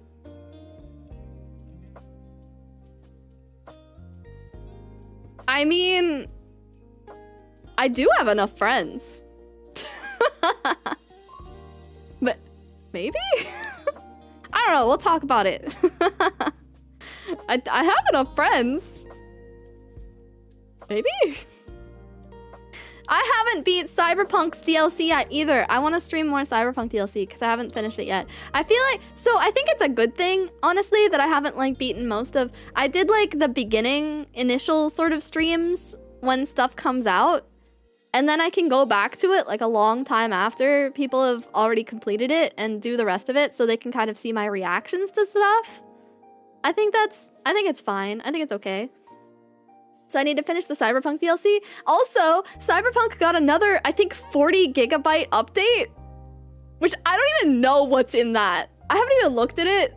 Wait, Cyberpunk update 2.1. It got updated on the 7th. And let's see, patch notes. A lot of issues have been fixed. You can go on the metro? You can go on the metro? And you can like lean out the window and look at the city? And there's like people in the metro? What the hell? That's amazing. V will now be able to invite their love interest to spend some time together in any of the apartments. Hot. Nice. Nice. You can listen to the radio while on foot! Using the radio port feature. Oh my god, thank god. Now I don't have to get into a car to listen to my wonderful music. Wait, so, okay, but I want to know, can people hear the radio? If you're going to go fight, like, a bunch of people or something, can they hear it? Because, I mean, I know that's, like, a Fallout thing. If you're playing the radio and you go up to some area and you're trying to, like, sneak in somewhere, then you get fucked up. They hear it, and they're like, what was that? Who's the romance person you picked? I haven't picked one yet in the playthrough that I was doing on stream, but probably Judy. What's with updates being so big? I don't know, man. How big is this? What other things are in here? Okay, there's the whole metro. The metro is pretty big, so I can see that being kind of large. I guess, music anywhere. The music was already in the game, so that's probably not that big. There's new romance stuff, so I guess that would be kind of sizable. Replayable car races. I don't think that would be that big. Sightseeing binoculars in various scenic spots. That's nice, but I don't think that would be that big. That's just adding, like, the ability to zoom in from a certain specific point with the camera. Accessibility stuff. That's nice. Quests. V can now be pursued by gangs after taking an aggressive approach towards them during certain gigs and main quests. That's great. Gigs that involve stealing and delivering a vehicle can now turn into a car chase and combat sequence. Neat. Decorative vendors are now functional. Neat. Now possible to sit at various bars. Neat. And none of this seems like it should be that big. It's probably mostly the metro. Yeah, because it travels around the whole place. Yeah. Now it's rookie numbers. I know, right? Hi, Ezra. Hello, everybody. Merry Christmas. What's up? How you doing? How is life? I was just talking about the... This isn't very Christmassy, but I was talking about the Cyberpunk update. I was trying to see if there was anything interesting that happened in the Cyberpunk update. Apparently there's a lot of stuff in it.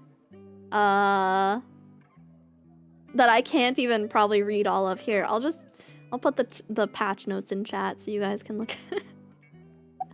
You can check the patch notes.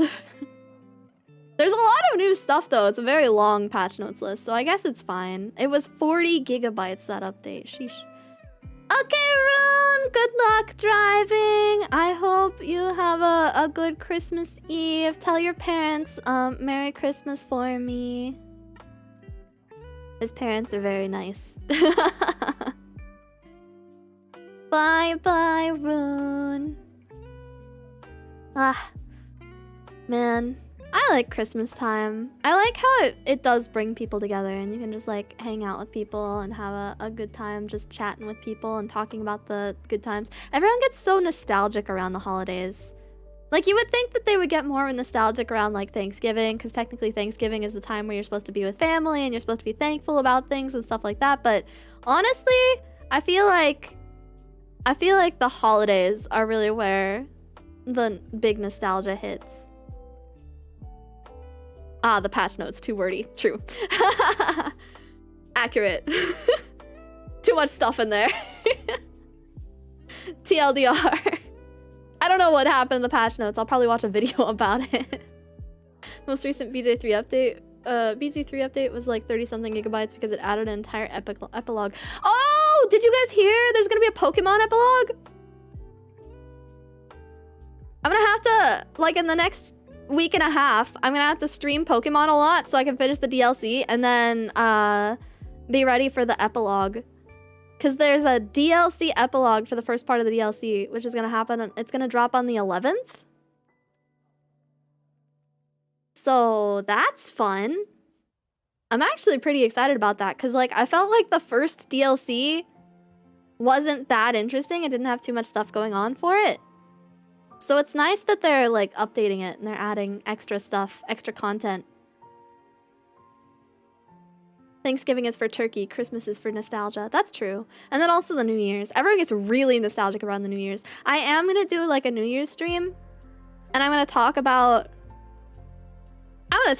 everything that happened this year. I'm gonna talk about all of it. Just so much stuff. And then I'll probably show off all of the things that I got at the cons again. And I'll go over my my resolutions and see how many I did because I didn't even look. So at the start of the year, I was so ambitious and I had so many things that I wanted to do and I had planned, and I don't think I did a majority of them because trauma. Because a lot of stuff happened, so I kind of lost out on a lot of stuff. Merry Christmas. Christmas? Is that how you say it? I guess that would make sense. Christmas. Merry Christmas.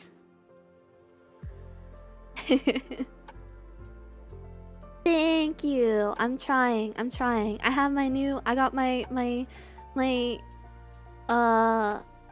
Famicom keyboard, so I can type in Japanese now. So I've been, wait, how do I do it again? This, and then I do this. Oh,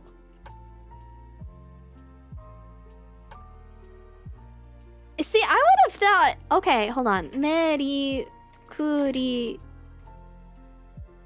This is what I would have thought that saying Merry Christmas was. Meri kurishimasu. But I guess su makes sense. Meri kurisumasu. Kurisumasu.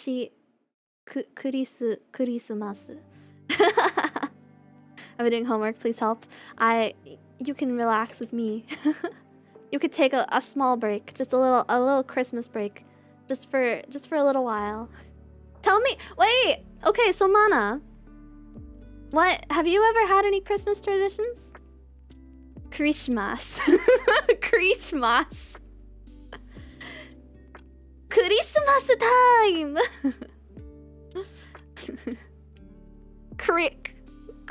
Christmas. Christmas. That's fair. That's fair. Crickmas. Crimbus. Wait, how would I say Crimbus in Japanese? Let's see.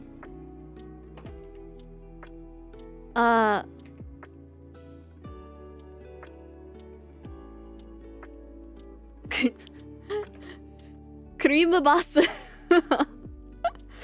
Cream bus. Merry cream bus. Crimbusu. Crimbusmu. Hello, Chrome. Merry Christmas. Merry Christmas. Sorry. I like being able to just type on my keyboard to do hiragana and stuff like that. For a long time, I was stuck. I didn't have the Japanese keyboard set up on Windows, so I could only do the only way that I could actually do hiragana and katakana and stuff like that was going to either a translator and trying to work it out, or what I usually did was I went to a hiragana keyboard website and then I would type out what I was trying to say, and then I would take that and I would put it in a translator to make sure that it was correct, just to recheck myself, because sometimes I would say, instead of like the Christmas thing, I would say kurishimasu instead of kurisumasu. So I'd check myself and then I would use it. Sounds like a lot of struggle. Yeah. Now I can just type it, and then after I type it, I can check in on it and make sure that it looks good. Feliz Nahida. Exactly. I've been debating on using the green owl to learn a few languages I'm interested in. I think Duolingo is actually pretty good to start Japanese. It's not very good for like actually learning conversational Japanese. I think it's good for learning like hiragana and katakana and stuff like that. I don't think it's good if you're trying to actually learn conversational stuff. I think you have to go to other things to learn realistic conversational stuff, because a lot of Duolingo's stuff is either strange because they're like teaching you how to say I'm an apple, or they're the stuff on there is too polite and too what's the word, strict, I guess. No, that's not quite what I'm trying to. Anyway, it's too polite. Formal! Yeah, that's the word that I'm looking for. It's too formal. Yeah, so it sounds unnatural when you try and use it conversationally. And also, it's not even formal enough in some cases, because it'll say something and it's like, well, that's the formal way to say it, but that's not even the formal way that you would say it to when you're speaking to like a boss or something.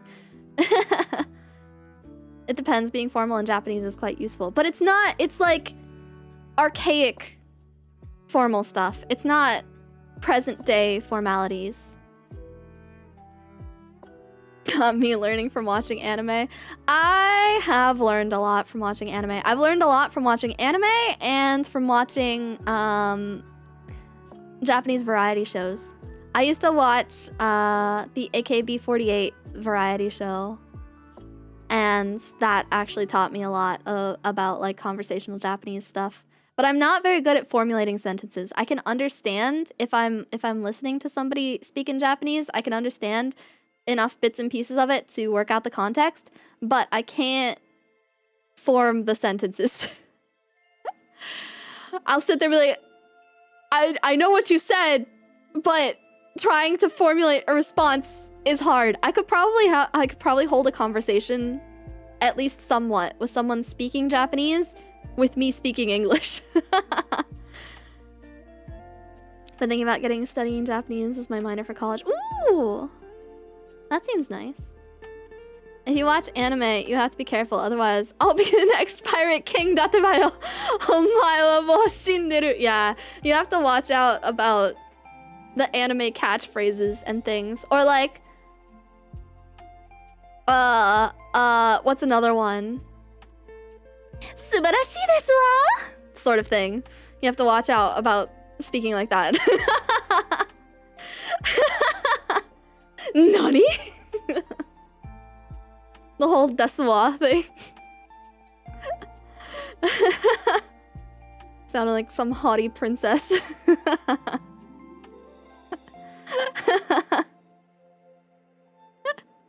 Subarashii desu wa. Subarashii desu wa. Ara. Oh, speaking of voice acting, I wasn't speaking of voice acting, but now I am. Speaking of voice acting, I have a thing. I became part of a thing. Let's see, media source. I'll show it to you on screen because I can.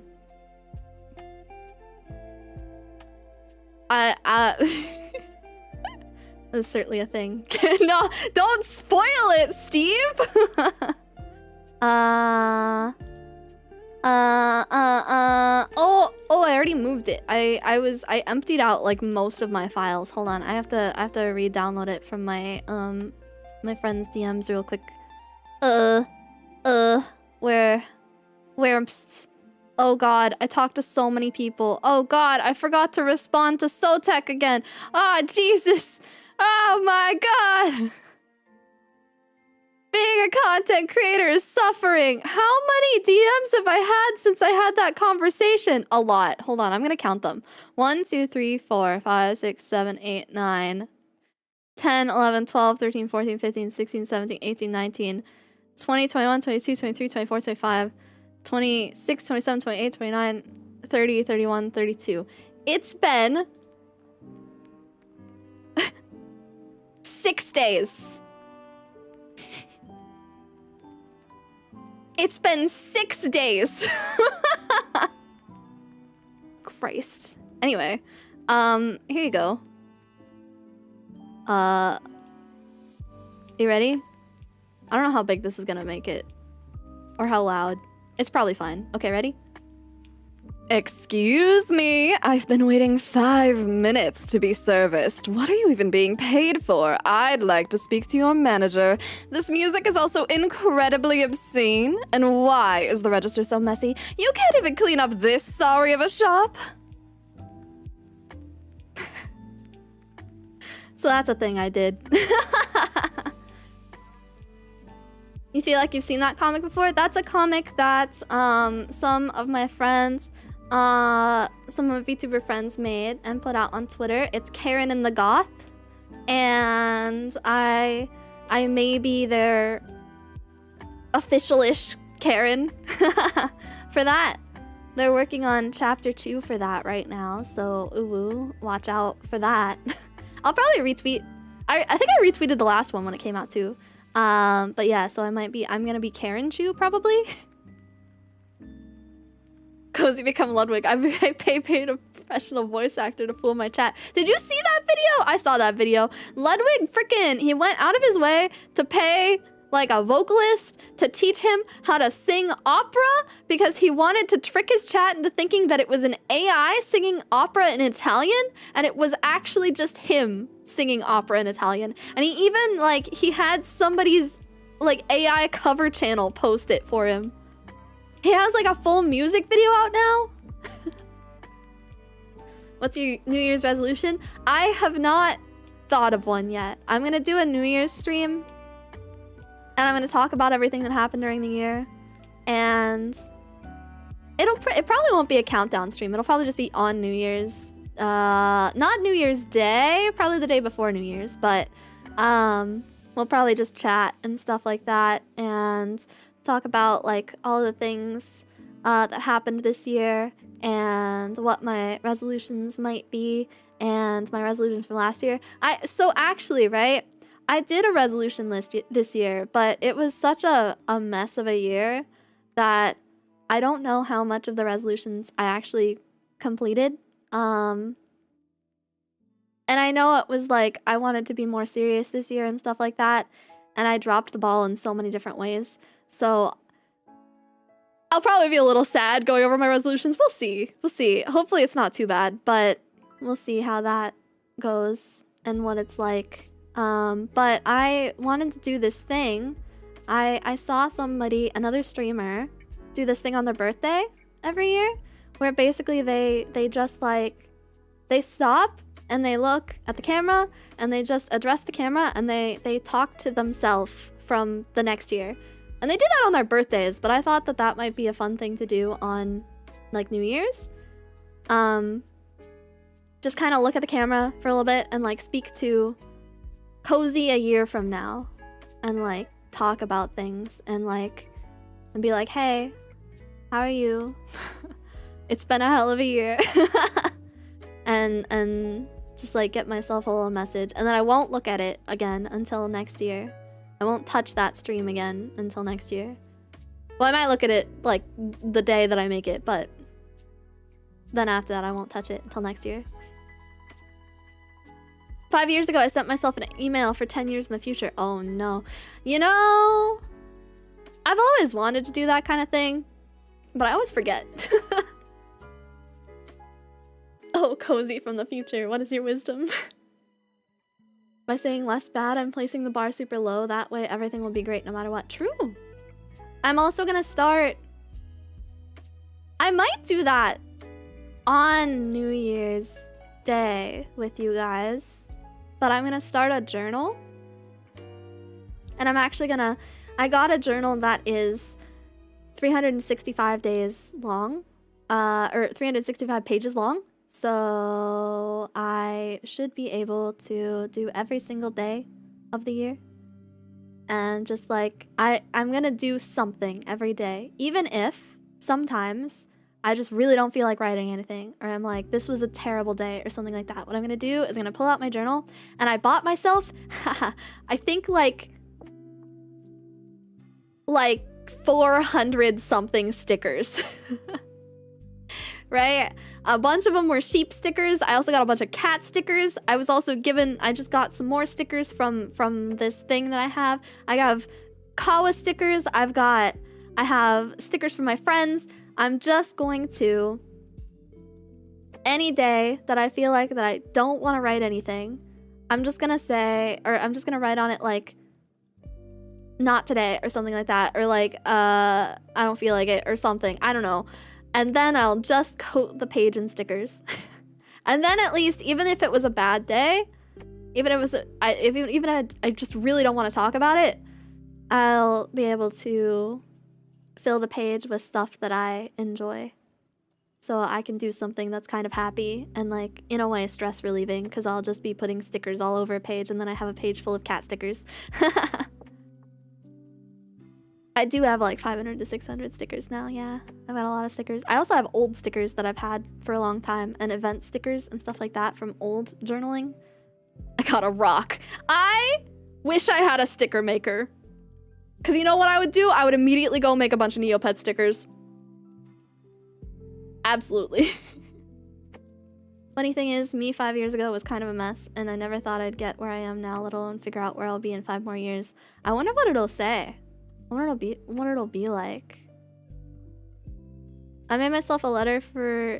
I made a letter for myself 2 years ago, and I remember writing all of my interests like I did an interview for myself. I recently just read the letters, answering all my questions. It was fun. Ah! Yeah, I could probably ask myself some, like, questions and stuff like that, too. Just bought sticker paper. That's how my whole room is filled with stickers. Oh yeah. That's the thing, right? I bought so many stickers because I know myself. I usually will buy like one set of stickers and then I'll never use it because I'll be sitting there like, well, I want to use it on something special. I want to use it for something good. I want to use it like for something that's meaningful or etc. So I'll never use the stickers because I'll never find the one thing that can be good enough for those stickers. So this time I bought too many stickers. So my idea is if I have too many stickers, then I'll never worry about what thing I'm using the stickers on. Because I have more. I've got so many stickers that it's fine. I'll just use them. I always buy two, one to use and the other to save forever. Yeah, I should start doing that. Yeah, I'll never run out. I'll never run out of stickers, so I might as well use them. Yeah. I wonder if I'm getting a package sent to me on the 26th with some extra Kawa merch and my summer merch and stuff like that. I saw some people got their summer merch already. I hope you like it. But I'm getting mine on the 26th or so, as far as my tracking said. And I kind of hope that they also sent me extra stickers. Because if they did, hell yeah, I get more extra Kawa stickers to use too. I think they were gonna send me some of Koda's old patches too, for like his like, what are they called?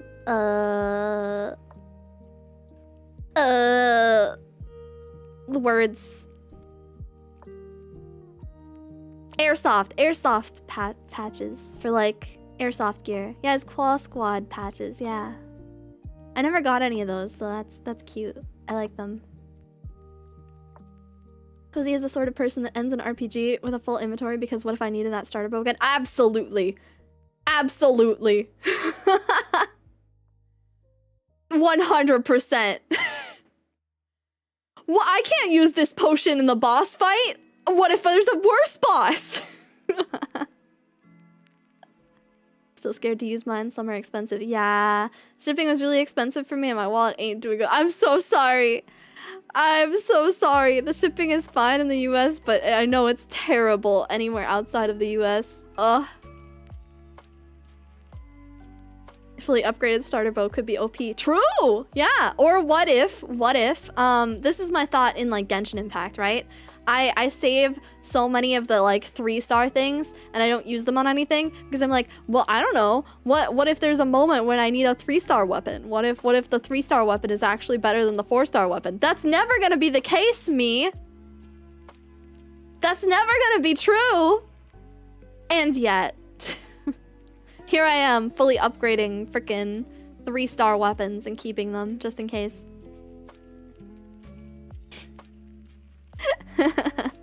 Yao Yao. Oh, I want Yao Yao. I don't have her yet. I haven't logged into Genshin because I just do not trust myself with my spending. I'm like, oh, I can't yet. I can't. Same with Honkai, though I need to log into Honkai so I can get that free 5-star that they're gonna give out. They're gonna get me with that one. But Yaya is the one character that benefits from a 3-star spirit. So I was right! So you're saying that I was correct! You're saying that I was right all along and I should save every single little item like that. You're saying that it was true! Kept everything in my inventory since I started Genshin. Oh my god. Oh, I have my birthday cake, I think, still.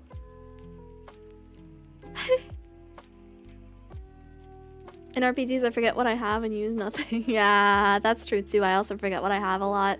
I feel like that's gonna happen a lot in Warhammer Rogue Trader. Because you have to pick up like everything. But I'm gonna pick up everything and I'm gonna be like, I don't know, I should save one of each of these weapons just in case. For later on, you know? I keep all the weird gifts from NPCs in Palia. I feel like this conversation is too accurate. Yeah. Like, some NPC gives you a normal-ass carrot stew, and you're like, well, I have to keep this now. It's like, This isn't even like an important carrot stew. It literally just says carrot stew, and yet it was given to me, so. Yaya and Zhongli both benefit from the same. I might have Zhongli with that spear. I don't remember what I had Zhongli using, but I might actually have him with that spear. Finally, my bunny knowledge pays off. I have the itch for Genshin again since Cloud Retainer is coming next. I like the stuff that I have seen about Fontaine, but I'm still in the desert, so I'm also partially just like, I don't feel like it. I have to go through the rest of Sumeru before I get into Fontaine stuff, so it's okay. I'll wait for a while. I'll let a few patches pass me by, and then I'll catch back up again. That's kind of what I do with a lot of games anyways. It's kind of how I play Final Fantasy XIV now. I'll get what's it called? I'll get a subscription for a couple months, and I'll do new content, and then I'll disappear into the void again for a while. Me playing Undertale. Oh shit! You know what? I'm a little bit sad. I missed out on, I think let me check.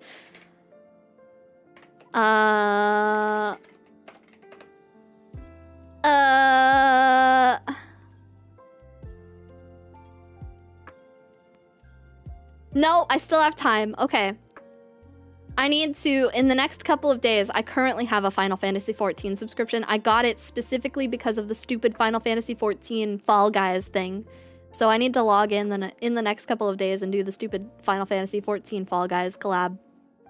So I can get the dumb little bean boy and stuff like that.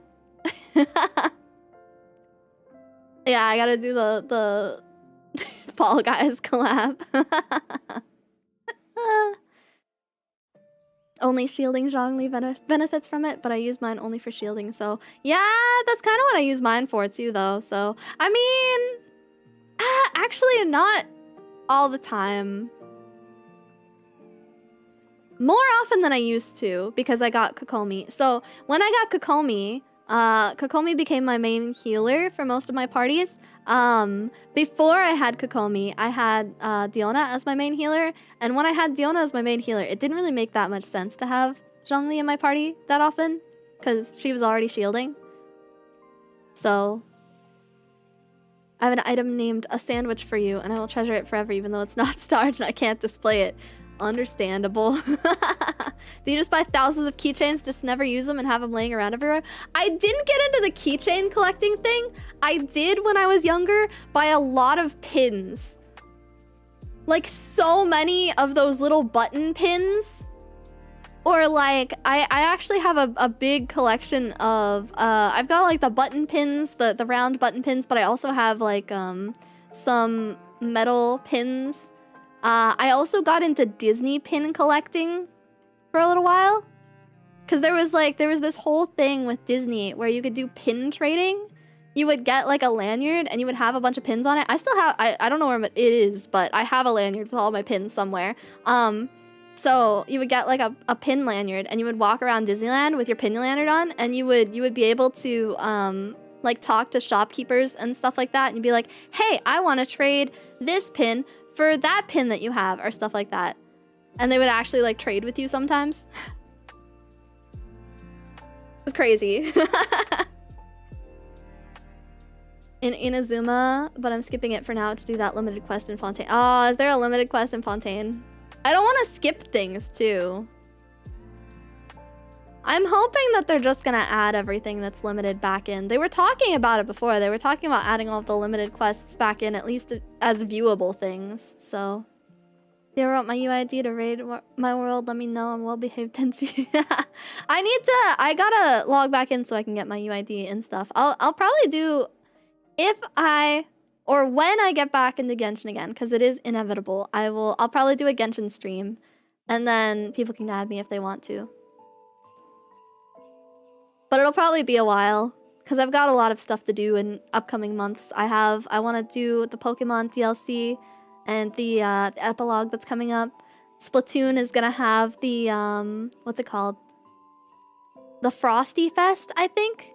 Splatoon is doing the Frosty Fest in January. There's I still want to play Kenshi. I'm gonna play Kenshi. You know what? Besides the games that I have planned this year, the first game that I want to play is Kenshi. Dang it. Also, do I have like... Where's my... I lost my alerts. Well, that's interesting. Splat stream soon. And soon-ish. Soon-ish. I need to get 4 of you Kawa girls doing it together. Seni plays Honkai. I don't know if Seni plays Genshin. But maybe? I know Pasta's playing Genshin. I know Mie plays Genshin, obviously. No, Pia used to. Yeah, Pia used to, but I don't think Pia's kept up with it very much. Also, where is this freaking... This one? There it is. This is just it's just the re-memberships coming back in. Thank you, guys. Yeah, I don't think Pia still does. Seni might? Oh, Alpapa. Seni might still play Genshin? Or maybe hasn't played in a while, but like would still play Genshin? I don't know, it'd be fun to do sometime. If Seni does, I'm pretty sure she doesn't stream it. Yeah, she streams Honkai if she plays it. Or if she plays any Hoyo game. Yeah. Yeah. I don't know. We could probably do a Kawa Genshin stream at some point in the new year.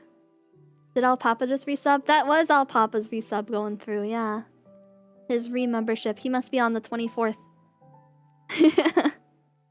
Hoyoverse has 3 games, right? So... I don't know if they're still updating their older games. But the 3 that I know about... actually 4, I think. Wait. Hold on.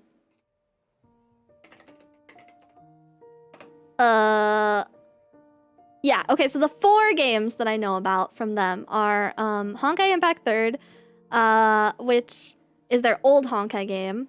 Then it was Genshin, then Honkai Star Rail, and now they just released Zenless Zone Zero. That just came out. Like 2 days ago or something. I don't know. Like very, very soon. 3 days ago? 3 days ago, I think. Maybe? Or was that just a test? I'm not sure if that came out yet or if it's just testing. But anyway, Zenless Zone Zero. Still beta. Okay, okay. I saw one of my friends play it, so maybe they just have a beta thing for it. Requiem, thank you for being a member for another month. What the heck? I have one of these. Merry Christmas, alpacas. Look how cute that is. Isn't it cute in the chat? Oh, God. Man. Anytime that I do, like, Twitch plus YouTube streaming, I can't have my really cute chat. I know, it's fancy. You know what? You want to see something really cute? You want to see a sneak preview of something for the new year?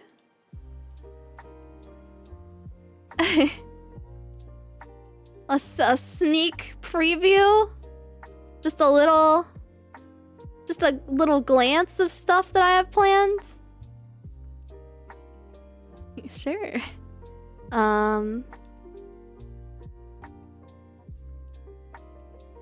Is it broken? Oh no.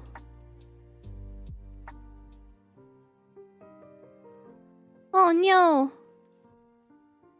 Oh no, it's probably fine. Wife has requested my assistance. Oh, okay.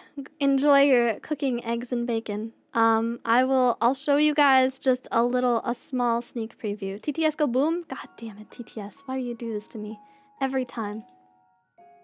Every heckin' time. This dang TTS. It hates me.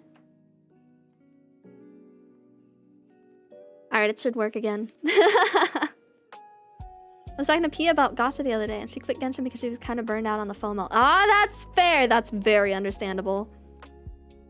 That's very, very fair. I cannot blame her at all. Sample text goes here. Well, it worked. Okay. You wanna see a sneak peek of stuff that I have planned? Here we go. I introduced to you all the room background that I'm probably gonna use at some point. Probably not. I'm probably gonna stick with like the Christmassy kind of stuff for a little bit of January at least. And I might swap to it on like my anniversary. My model is probably gonna come on my birthday, but my anniversary might have this. Teehee.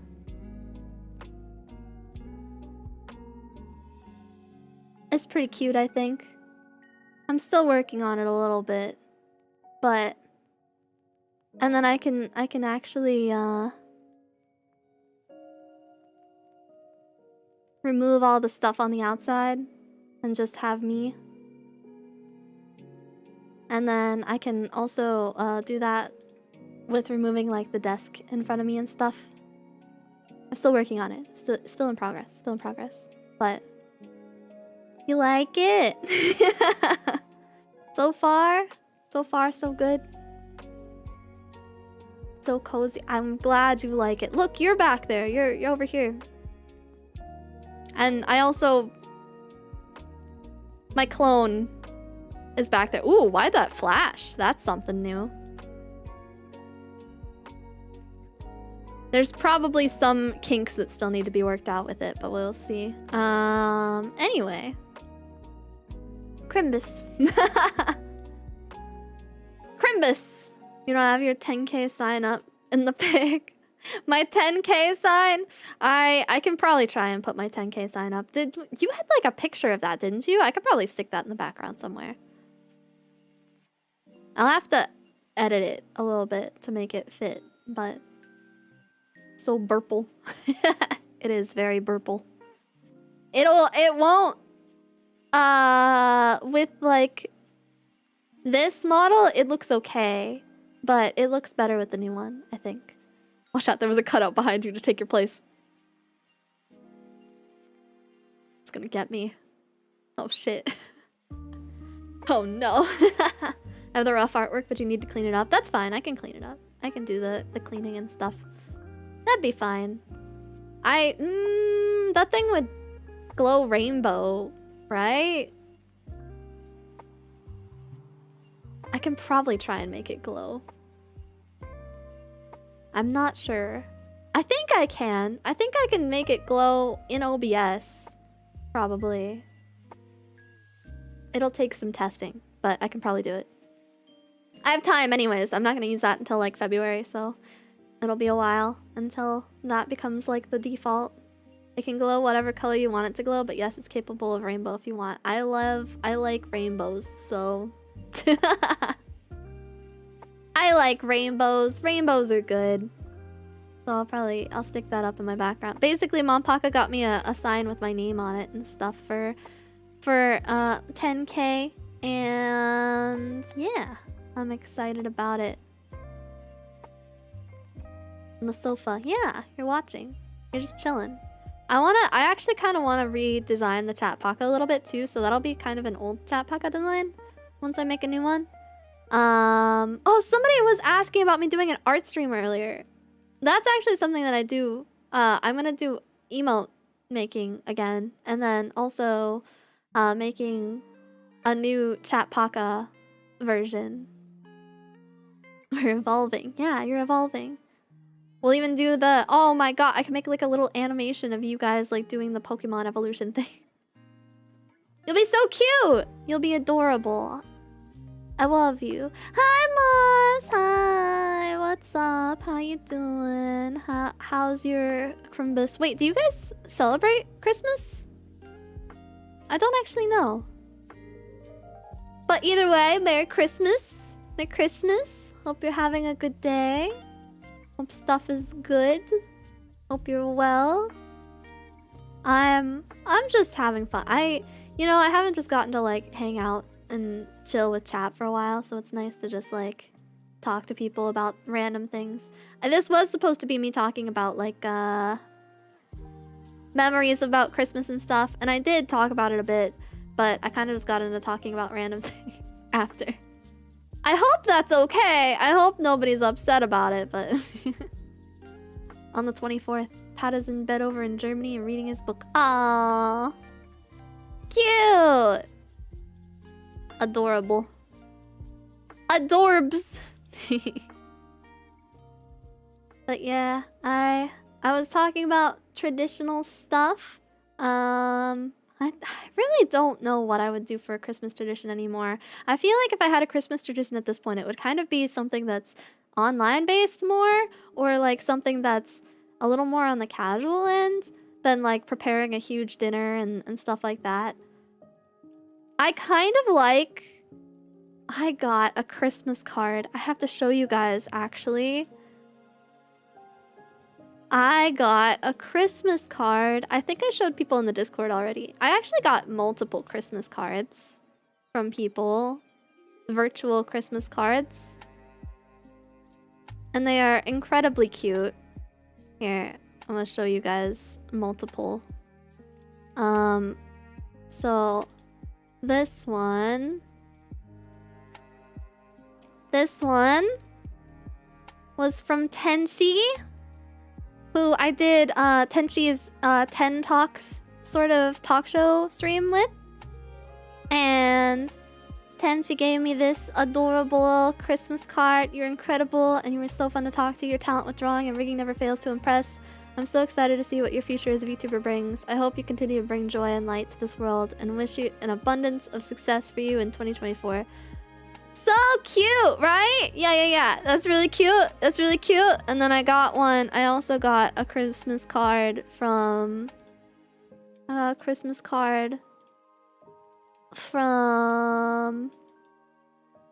Eniko. Who just gave me a little Christmas... It's more like a Christmas picture, but it came with a message, so it's kind of like a Christmas card. I like the idea of doing virtual Christmas cards. Technically, doing virtual Christmas cards in the past was like kind of a cringe thing, because you would just do like... You'd send like an email, and it had like a preset card, and you would like type something into it, and that would be it. But I like the idea of doing like VTuber Christmas cards, where you like take pictures, and then you send them out with like cute little pictures on them like this. So I might do Christmas cards next year. This year has just been kind of wild and a mess, so I just took it super casual for Christmas, but virtual Christmas cards seems cute. And I could make a virtual Christmas card for the chat pakas. Wouldn't that be cute? I kind of want to do the same thing with virtual Valentines. At least for the chat pakas. I don't know if for everybody, but... Hello, Super Jake, what's up? Polar Express has been a personal Christmas tradition. Oh, yeah! Oh my god, I remember back in the good old days, I used to watch Home Alone a lot on Christmas. Home Alone was a big Christmas thing, because technically that's a Christmas movie. I think there was another funny Christmas movie that we watched at the time. And then also sometimes Nightmare Before Christmas. But we'd usually watch Nightmare Before Christmas closer to like Halloween.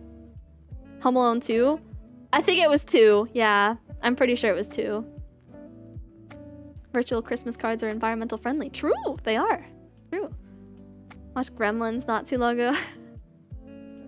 VTuber Valentine chocolate? Oh my god, I can make like a little Valentine's chocolate thing. Die Hard. Oh yeah, people do have a Die Hard Christmas tradition, don't they? Yeah, I forgot people did that. Maybe I should join in. Oh my god, I just remembered one of my friends has, I think it's actually a Thanksgiving tradition, not a Christmas tradition, but one of my friends, like with his family every year, they make pizzas. They like literally go and they make handmade pizzas. They go and they do the dough and they do the tossing thing and everything. They just do handmade pizzas together.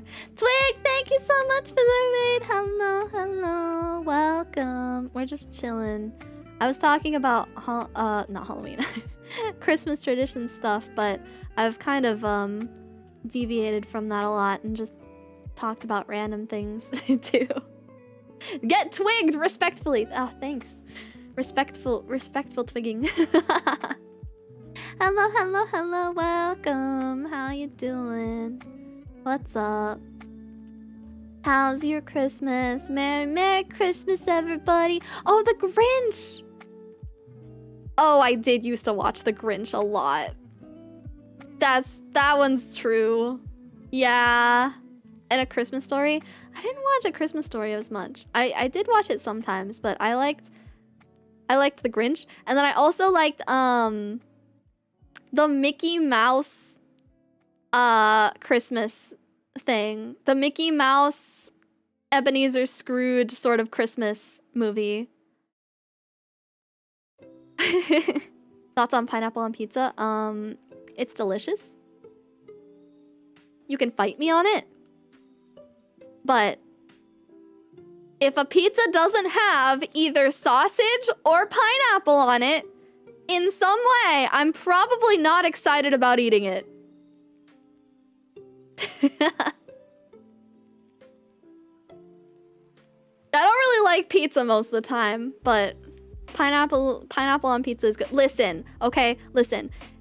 It's a good combination. I don't understand the people who say that it's not a good combination. Listen, salty and sweet is always good, and the acidity from the pineapple mixes really well with the tomato. Okay?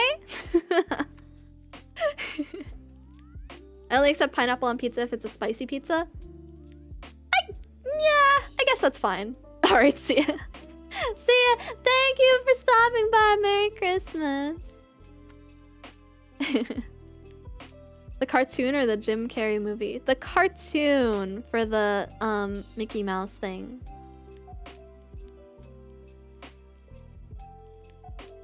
You just reminded me of the Mickey Mouse Christmas animated one with Goofy's son and his girlfriend. Yeah. That one too. Yep. I watched a lot of Disney Channel during the holidays. That was The Grinch? No, there was one with no, I know that this is a thing. It was the Ghost of Christmas Past with Mickey Mouse and when Donald's nephews were stuck in a Christmas loop. Yeah, hold on. Mickey Mouse Christmas. Hold on. Because there was that one picture of Mickey Mouse where he was standing in front of a grave and he looked incredibly sad. And also, I remember that they were really, really broke. And it was like Mickey Mouse was like the one that was being hurt by Scrooge. Was that the Scrooge McDuck movie? It might have been just the Scrooge McDuck movie. You remember the movie Jingle All the Way? I don't. Scrooge McDuck Christmas. Yeah! With little Timmy. Yeah, with little Timmy. I bring you the most beautiful alpaca mug full of Christmas tea. Well, thank you for Christmas tea. And I'm not kidding, it's actually called Christmas tea. I think I've had this one before. I think it was tasty. Yeah. Yeah, hold on, wait. I have pictures. I got pictures of it. No, that's a WebP file. Fuck. I hate WebP files. Why is it always a WebP file? Why is it always gotta be a WebP file? What the hell? Okay, hold on. Did you know, fun fact, if you send yourself an image on Discord and it's a WebP file, it turns into a PNG? It's a fact for you. Okay. This movie with Scrooge McDuck. Did we just hit a Mandela effect on Mickey Mouse Christmas? No. Hold on. Scrooge McDuck Christmas. Mickey. Scrooge McDuck Mickey's Christmas Carol. Is that it? Yeah! I knew he was in it. Yeah, and they're like a super poor family. Hold on. I gotta find them at the dinner table. Or like, oh, this one kind of works. Maybe. Yeah, this one works. I think this is Scrooge McDuck giving Mickey coal for Christmas or something. Look, see? See, he was in it. I told you. And there's like a really sad picture of Mickey in it. Wait, sad Mickey. Yeah, this is the saddest picture of Mickey that exists in Disney history. God, it's another WebP file. God, I hate WebP files. Wait, which one is supposedly the saddest? This picture. That is actually not the saddest. It's not the What's the saddest picture of Mickey then? The picture that was done of him the day Walt Disney died. Oh, well, that's different. In a show, this is the saddest. In an actual Disney cartoon, that is the saddest. Yeah, the saddest time that Mickey was ever animated. Yes.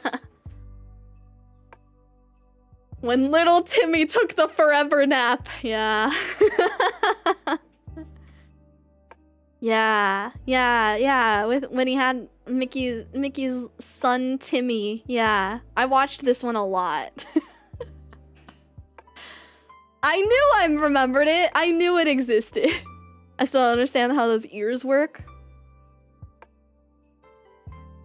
Magic. You know, Disney magic. That's all. I have no idea.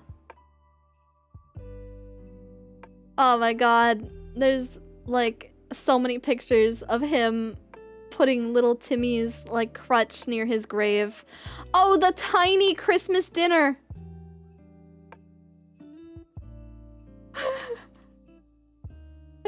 This is so sad. Wait, look at the tiny Christmas dinner that they had. Oh my god, this picture is huge. What the hell? Look at the tiny. Is this like a pigeon? It's like cooked pigeon or something. When they cut the meat evenly. Yeah. Except I think they gave little Timmy more or something.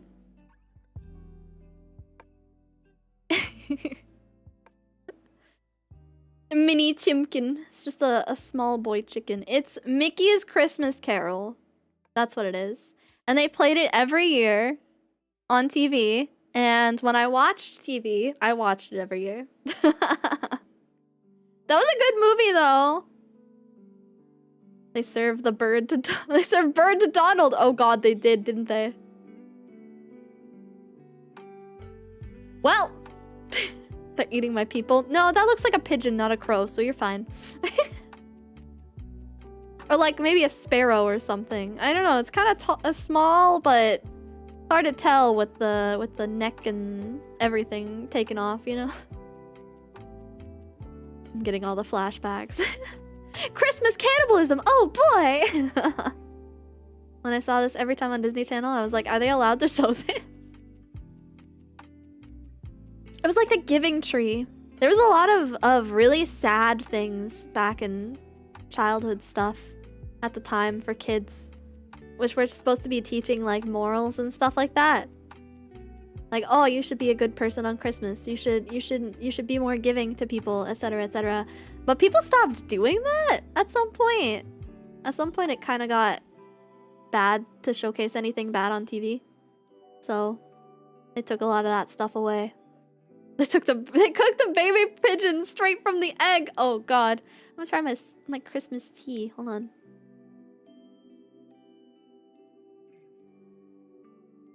Ah, Christmassy.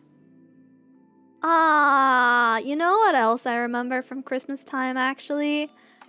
I think they have them again. Starbucks did these holiday, like, pastry bar kind of things that were cranberry and orange, I think. I used to get those every year. Okay, Hannah, I hope you have a good night. Merry Christmas. Thank you so much for the art. Hold on, I want to show it again because it's so cute. It's just so cute. Ugh, I cry. Look. Ah. Just put it here. Wait, put it right there. That's fine. That's also kind of a Christmas card, isn't it? It's like Christmas card decorate. It's got like the frame and stuff on it. And early Zoomers too, true. Yeah, millennials and early Zoomers are depressed because they saw all of these cartoons.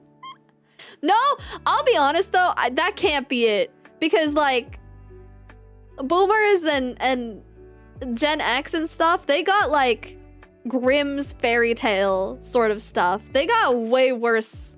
They got so much more gruesome stories. That we had them watered down. Back in my day, we had watered down kids' stories. They weren't as bad as the originals. That's when like Disney started getting popular throughout like my parents' childhood and my childhood and stuff like that, right? So like Disney stories became like the standard for Cinderella and stuff.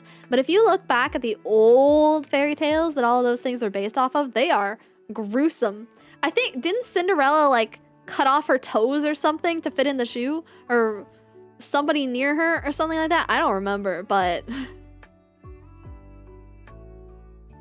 there was some messed up stuff back in early Christmas, or not Christmas, early folklore stories. Also early Christmas stories. I mean, do you guys know about what's it called? I mean, there's Jack Frost stories. Oh my god!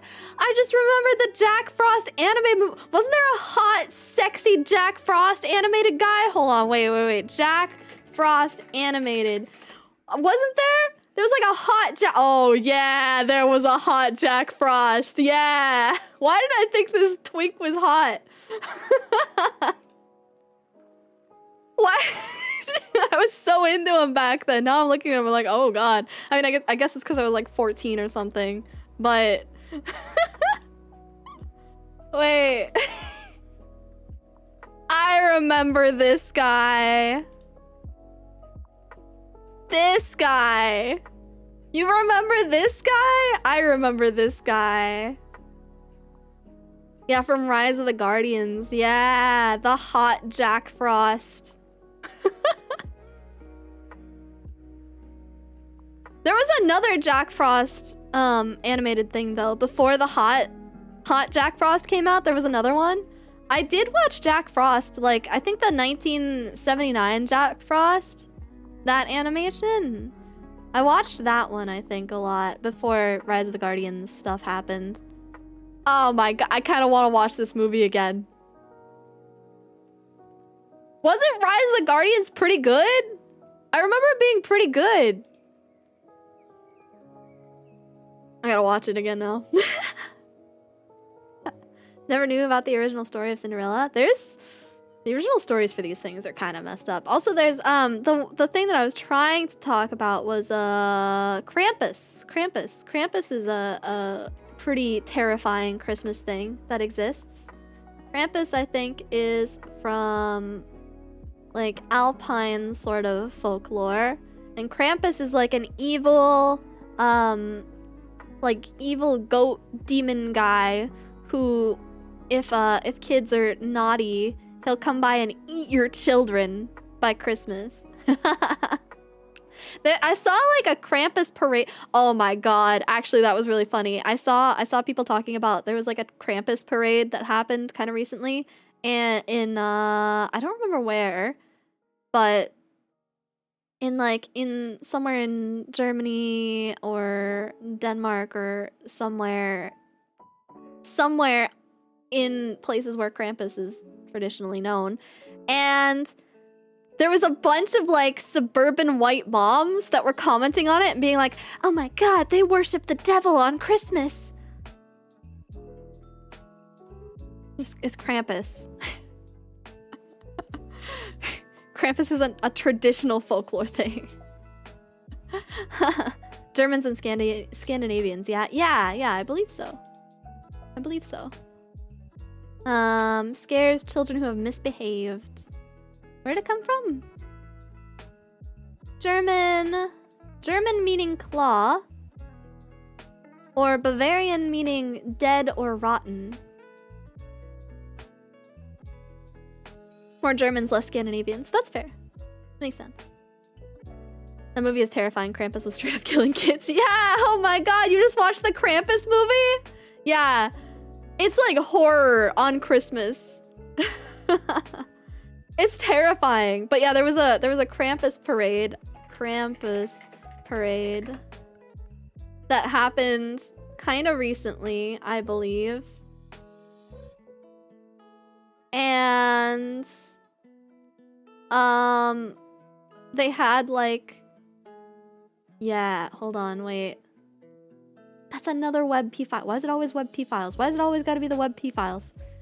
Sheesh. God, at least I have my Discord. I have a DM to myself that I just send images to myself in so that they're not WebP anymore. That's my workaround. Okay, so this is an idea of like Krampus parade stuff. So there was a bunch of like suburban white moms who were seeing these like terrible demonic like Krampus sort of things, right? And they were like, I can't believe it! They're worshipping the devil on Christmas! Yeah, they weren't even worshipping Krampus. It was literally just like a Krampus parade. It was to be like, Lil Timmy, you better watch yourself. You better watch your back, kid. Per wiki, okay. Krampus appears in the folklore of Austria, Bavaria, Bosnia, and Herzegovina?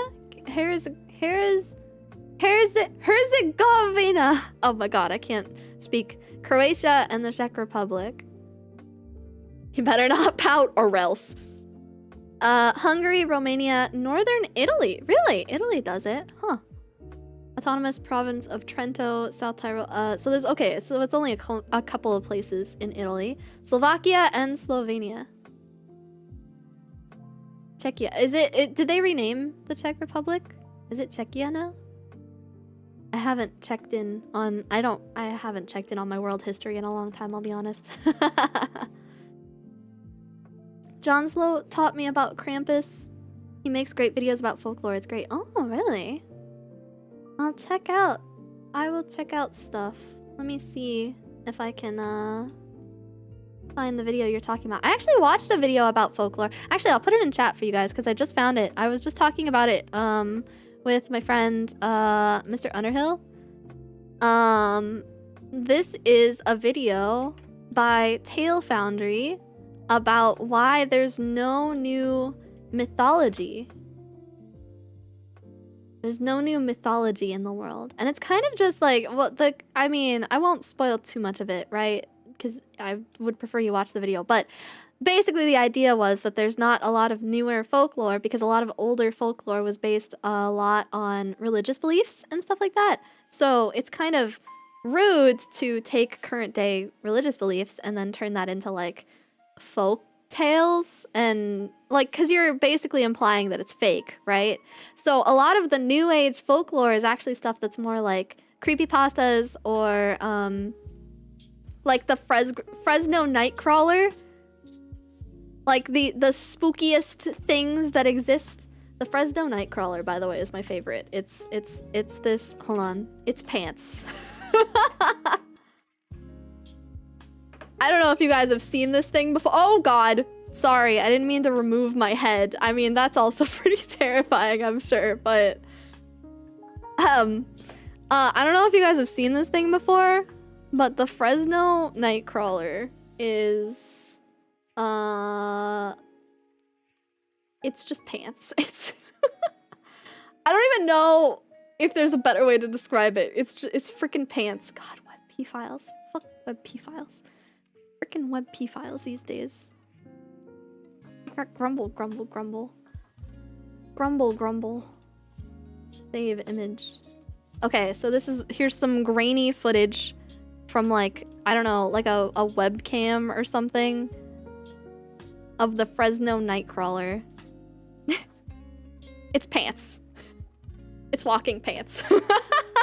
They were just, it looks like, okay, people kept saying that it was like people in stilts, but like you can't see the torso and like the legs go too far up the body.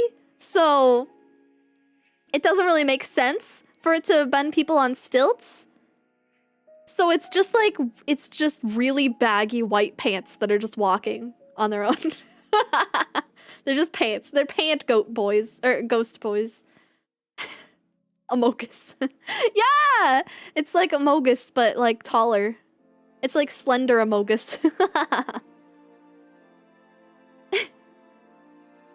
Urban legends, creepypasta, and TV/films. Yeah, there's also a lot of TV stuff like that. Those messed up origins of old fairy tales and fables and mythology and stuff. He's great. Oh, let's see. John Solo. John Solo. Messed up origins. Huh. I will check out. What's up, Solo fam? I'll check out his stuff. That sounds fun. That sounds interesting. I like that kind of stuff. A lot of old myths and folklore were explaining things we didn't have answers for. True, yeah. A lot of old folklore was explaining stuff that we just didn't understand. And now there's a lot of scientific experimentation and stuff like that that we know how most things work. So, yeah.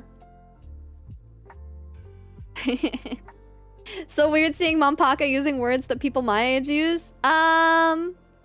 Yeah, she's different from most moms. She was a nerd before I was even born. Modern mythology does exist. It's whether old stuff or stuff like comic books, mangas. Yeah, within old stuff, comic books, just smaller stories. I feel like technically you could count Pokemon sort of things as folklore. You remember, you guys know the Lavender Town stuff? Like how people thought that Lavender Town was haunted, and there were some game cartridges out there that existed that if you used them, they would kill you. It would start you off in Lavender Town, and it would play a really distorted version of the Lavender Town music, and it would kill you. And yeah, and people said that the Lavender Town music actually gave kids headaches and was doing weird, messed up stuff with their heads and stuff. Yeah. I think it was just because of something that was like in the music. Like there was a couple of tunes for it that were hard to listen to for long periods of time. But yeah, it's just the tones, yeah. Pre-internet Pokemon rumors, yeah!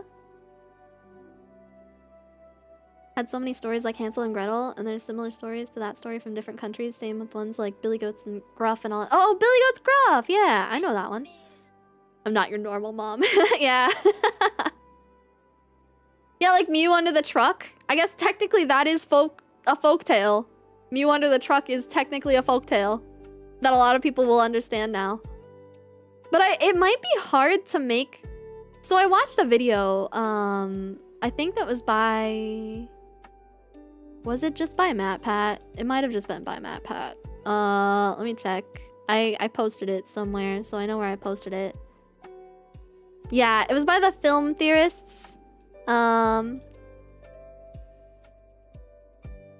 the Film Theorists, there is this video about how YouTube broke your brain. And basically, it talks about how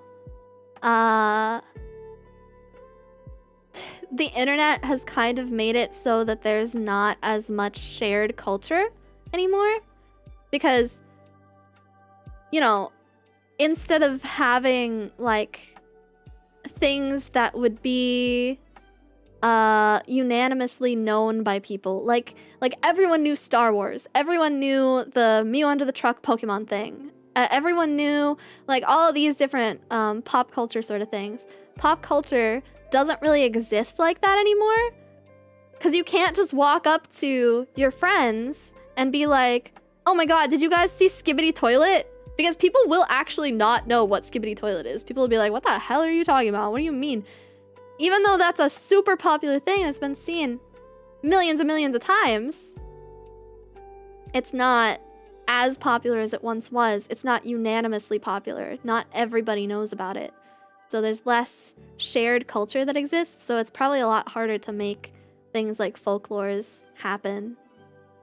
Unless it's just like, well, I mean, I guess technically it doesn't have to be a super popular thing to become a folklore. It could be something that's not really that popular, but stuff like Slender Man was pretty well known, and that stuff would technically be considered like New Age folklore. Lost Silver! I also remember Peekaboo, yeah. Love how interesting they are, especially since we all shared similar stories despite us being in different countries, so it's interesting. Right? Yeah. YouTube broke my brain by making me lose brain cells sometimes. I mean, same. True. Yeah. Still kind of do that with stuff like Godzilla -1. But I don't know that, you know? I haven't heard about that. What happened with Godzilla?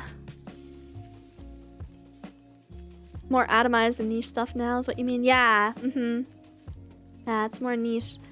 There's more separation between the knowledge that everybody knows. Because, I mean, for a long time, there were things that were like shared culture things, like you go to watch Cowboy Bebop or something at night, and oh my god, Adult Swim.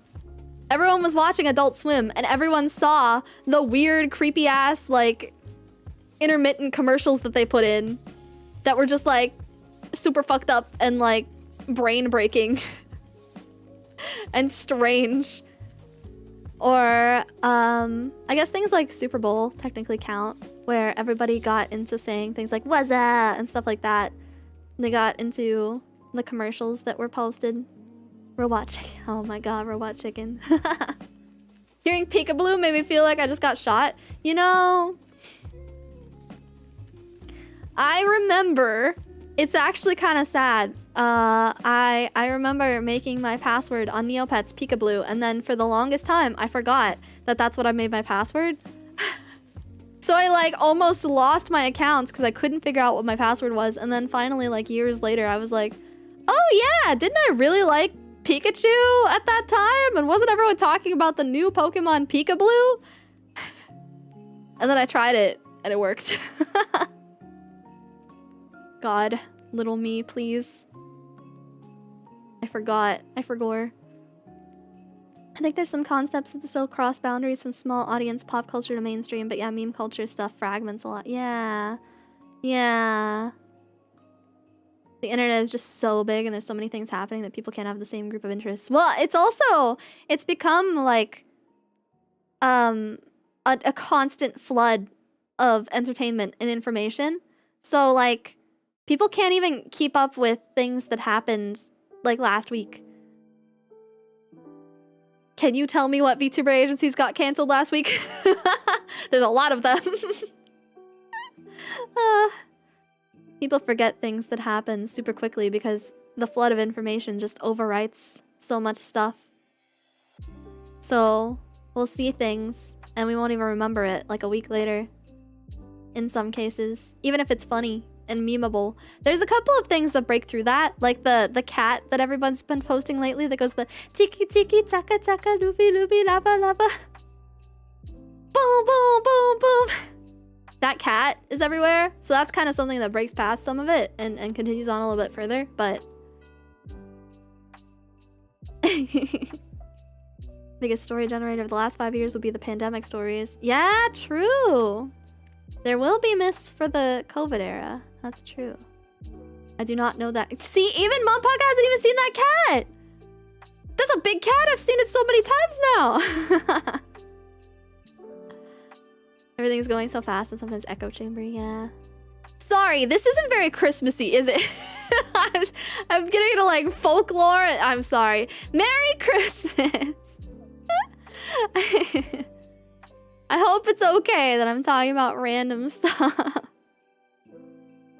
Instead of cool stuff, the internet's shifting towards more pessimistic things because they're more interesting. No, I feel it too. It's not just you. Yeah, more pessimistic stuff. More like, sad media, dog got run over by a car sort of stuff. And it's like, oh, but that's the stuff that gets in the news. New Christmas tradition. Talking about terrible things. Oh no. No. Because we all click on it. Yeah, sensationalized stuff has always been something that people are attracted to, I think. I think it was also a problem with newspapers, honestly. Oliver the other reindeer! I remember that! I remember that. Oh my god. I also had Whiplash. Wait, Whiplash, the main antagonist, is also the VA for Robot Devil. Wait, really? Oh, that sounds like a good date. Hell yeah. Makes me sad I can't buy a first edition of a book, A Christmas Carol, without spending almost 20 grand. 20 grand? Really? Oh my god. Damn. Grandma got run over by a reindeer right in front of our house Christmas Eve. You can say there's no such thing as Santa.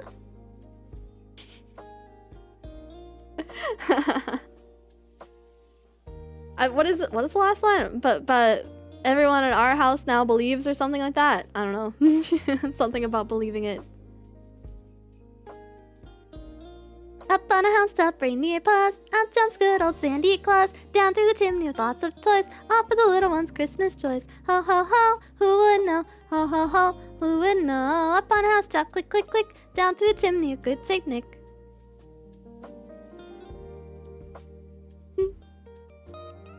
First edition of A Christmas Carol was in the 1800s. Hard to find that stuff. Damn. 1800s. Wow. Oh my god.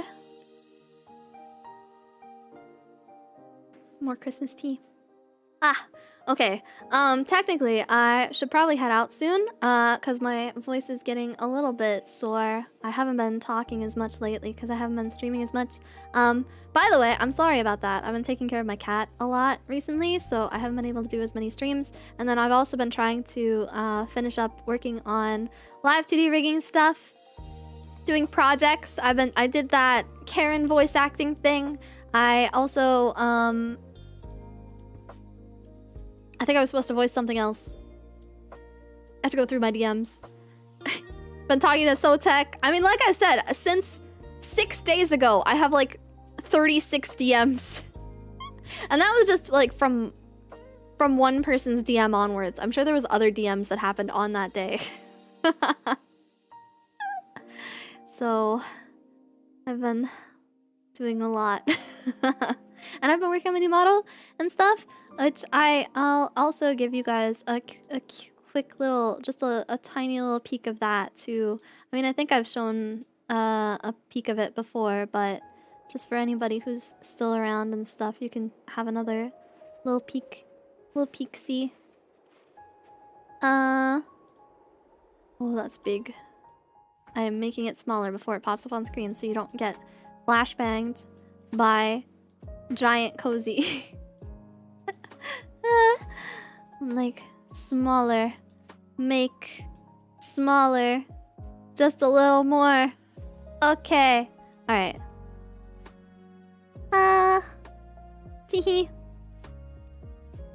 I haven't done most of the body shading for outfit stuff yet, but this will be me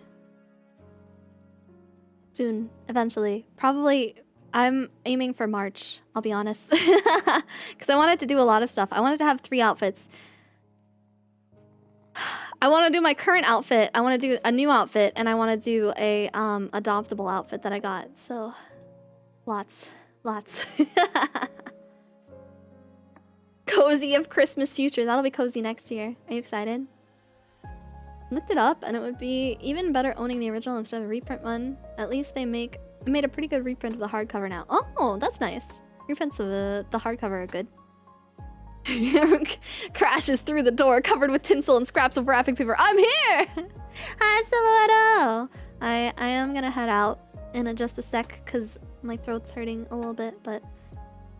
Can we watch Oliver the Other Reindeer tomorrow? I'm probably gonna be a little busy tomorrow, but... I mean, you should. You should watch it with your fiance. No, wait, you already did! What are we talking about? think I forgot to say Merry Christmas. Merry Christmas! Merry Christmas! Fancy, more glowy. Yes. Again? Watch it again, but make it a drinking game. The songs are worth it. Yeah, the songs in that were really good. I remember. That was a good one. I did watch that one a lot. Honestly, I keep forgetting all of the different Christmas movies that I watched because there were so many of them around the holiday season. They just played all of them. They like repeated all of the ones from the years past on the different TV channels. But I haven't watched TV in... I don't think I've touched TV in like 8 years or something. Maybe more. Oh. Oh, Mom Paka got nuts. El Papa gave Mom Paka nuts. Would you like to taste some snickerdoodle nuts? No, I'm fine. I don't need your doodle nuts. How about praline? No, I'm fine. I'm okay. I thought you'd appreciate that. The sequel to D's Nuts. He gave me these nuts. Oh my god, El Papa gave Mom Paka D's nuts. On Christmas? Wow. My liver ain't gonna make it. Yeah, don't do it. Wait, don't actually do a drinking game. Is it free on YouTube? Well, I'm gonna watch that tomorrow. At some point. Okay. I'm gonna head out. Let me see if there's anybody we can raid. Really quickly. See who's around. What's going on Christmas Eve. And I will be back this next week. I'm gonna be playing a lot of Pokemon. And let's raid Scarla. All my friends always talk about Scarla and how Scarla is their Oshi and how they talk to Scarla and all that stuff. I haven't talked to Scarla, but let's raid Scarla. The first big person that I've ever raided. It's fine. She's on my list, so I can do it. I'm allowed. Got pretty chill. Yeah. Okay. All right. So we'll go see what Scarla's up to. She's also doing a Christmas stream, probably just chatting, stuff like this. So I hope you guys enjoy, and I hope you guys have a good Christmas. I hope you have a good time. I'll be back again this next week playing more Pokemon, trying to finish up the DLC and stuff like that before the apparently the epilogue comes out. And yeah, so I will see you soon. Bye bye. Merry Christmas.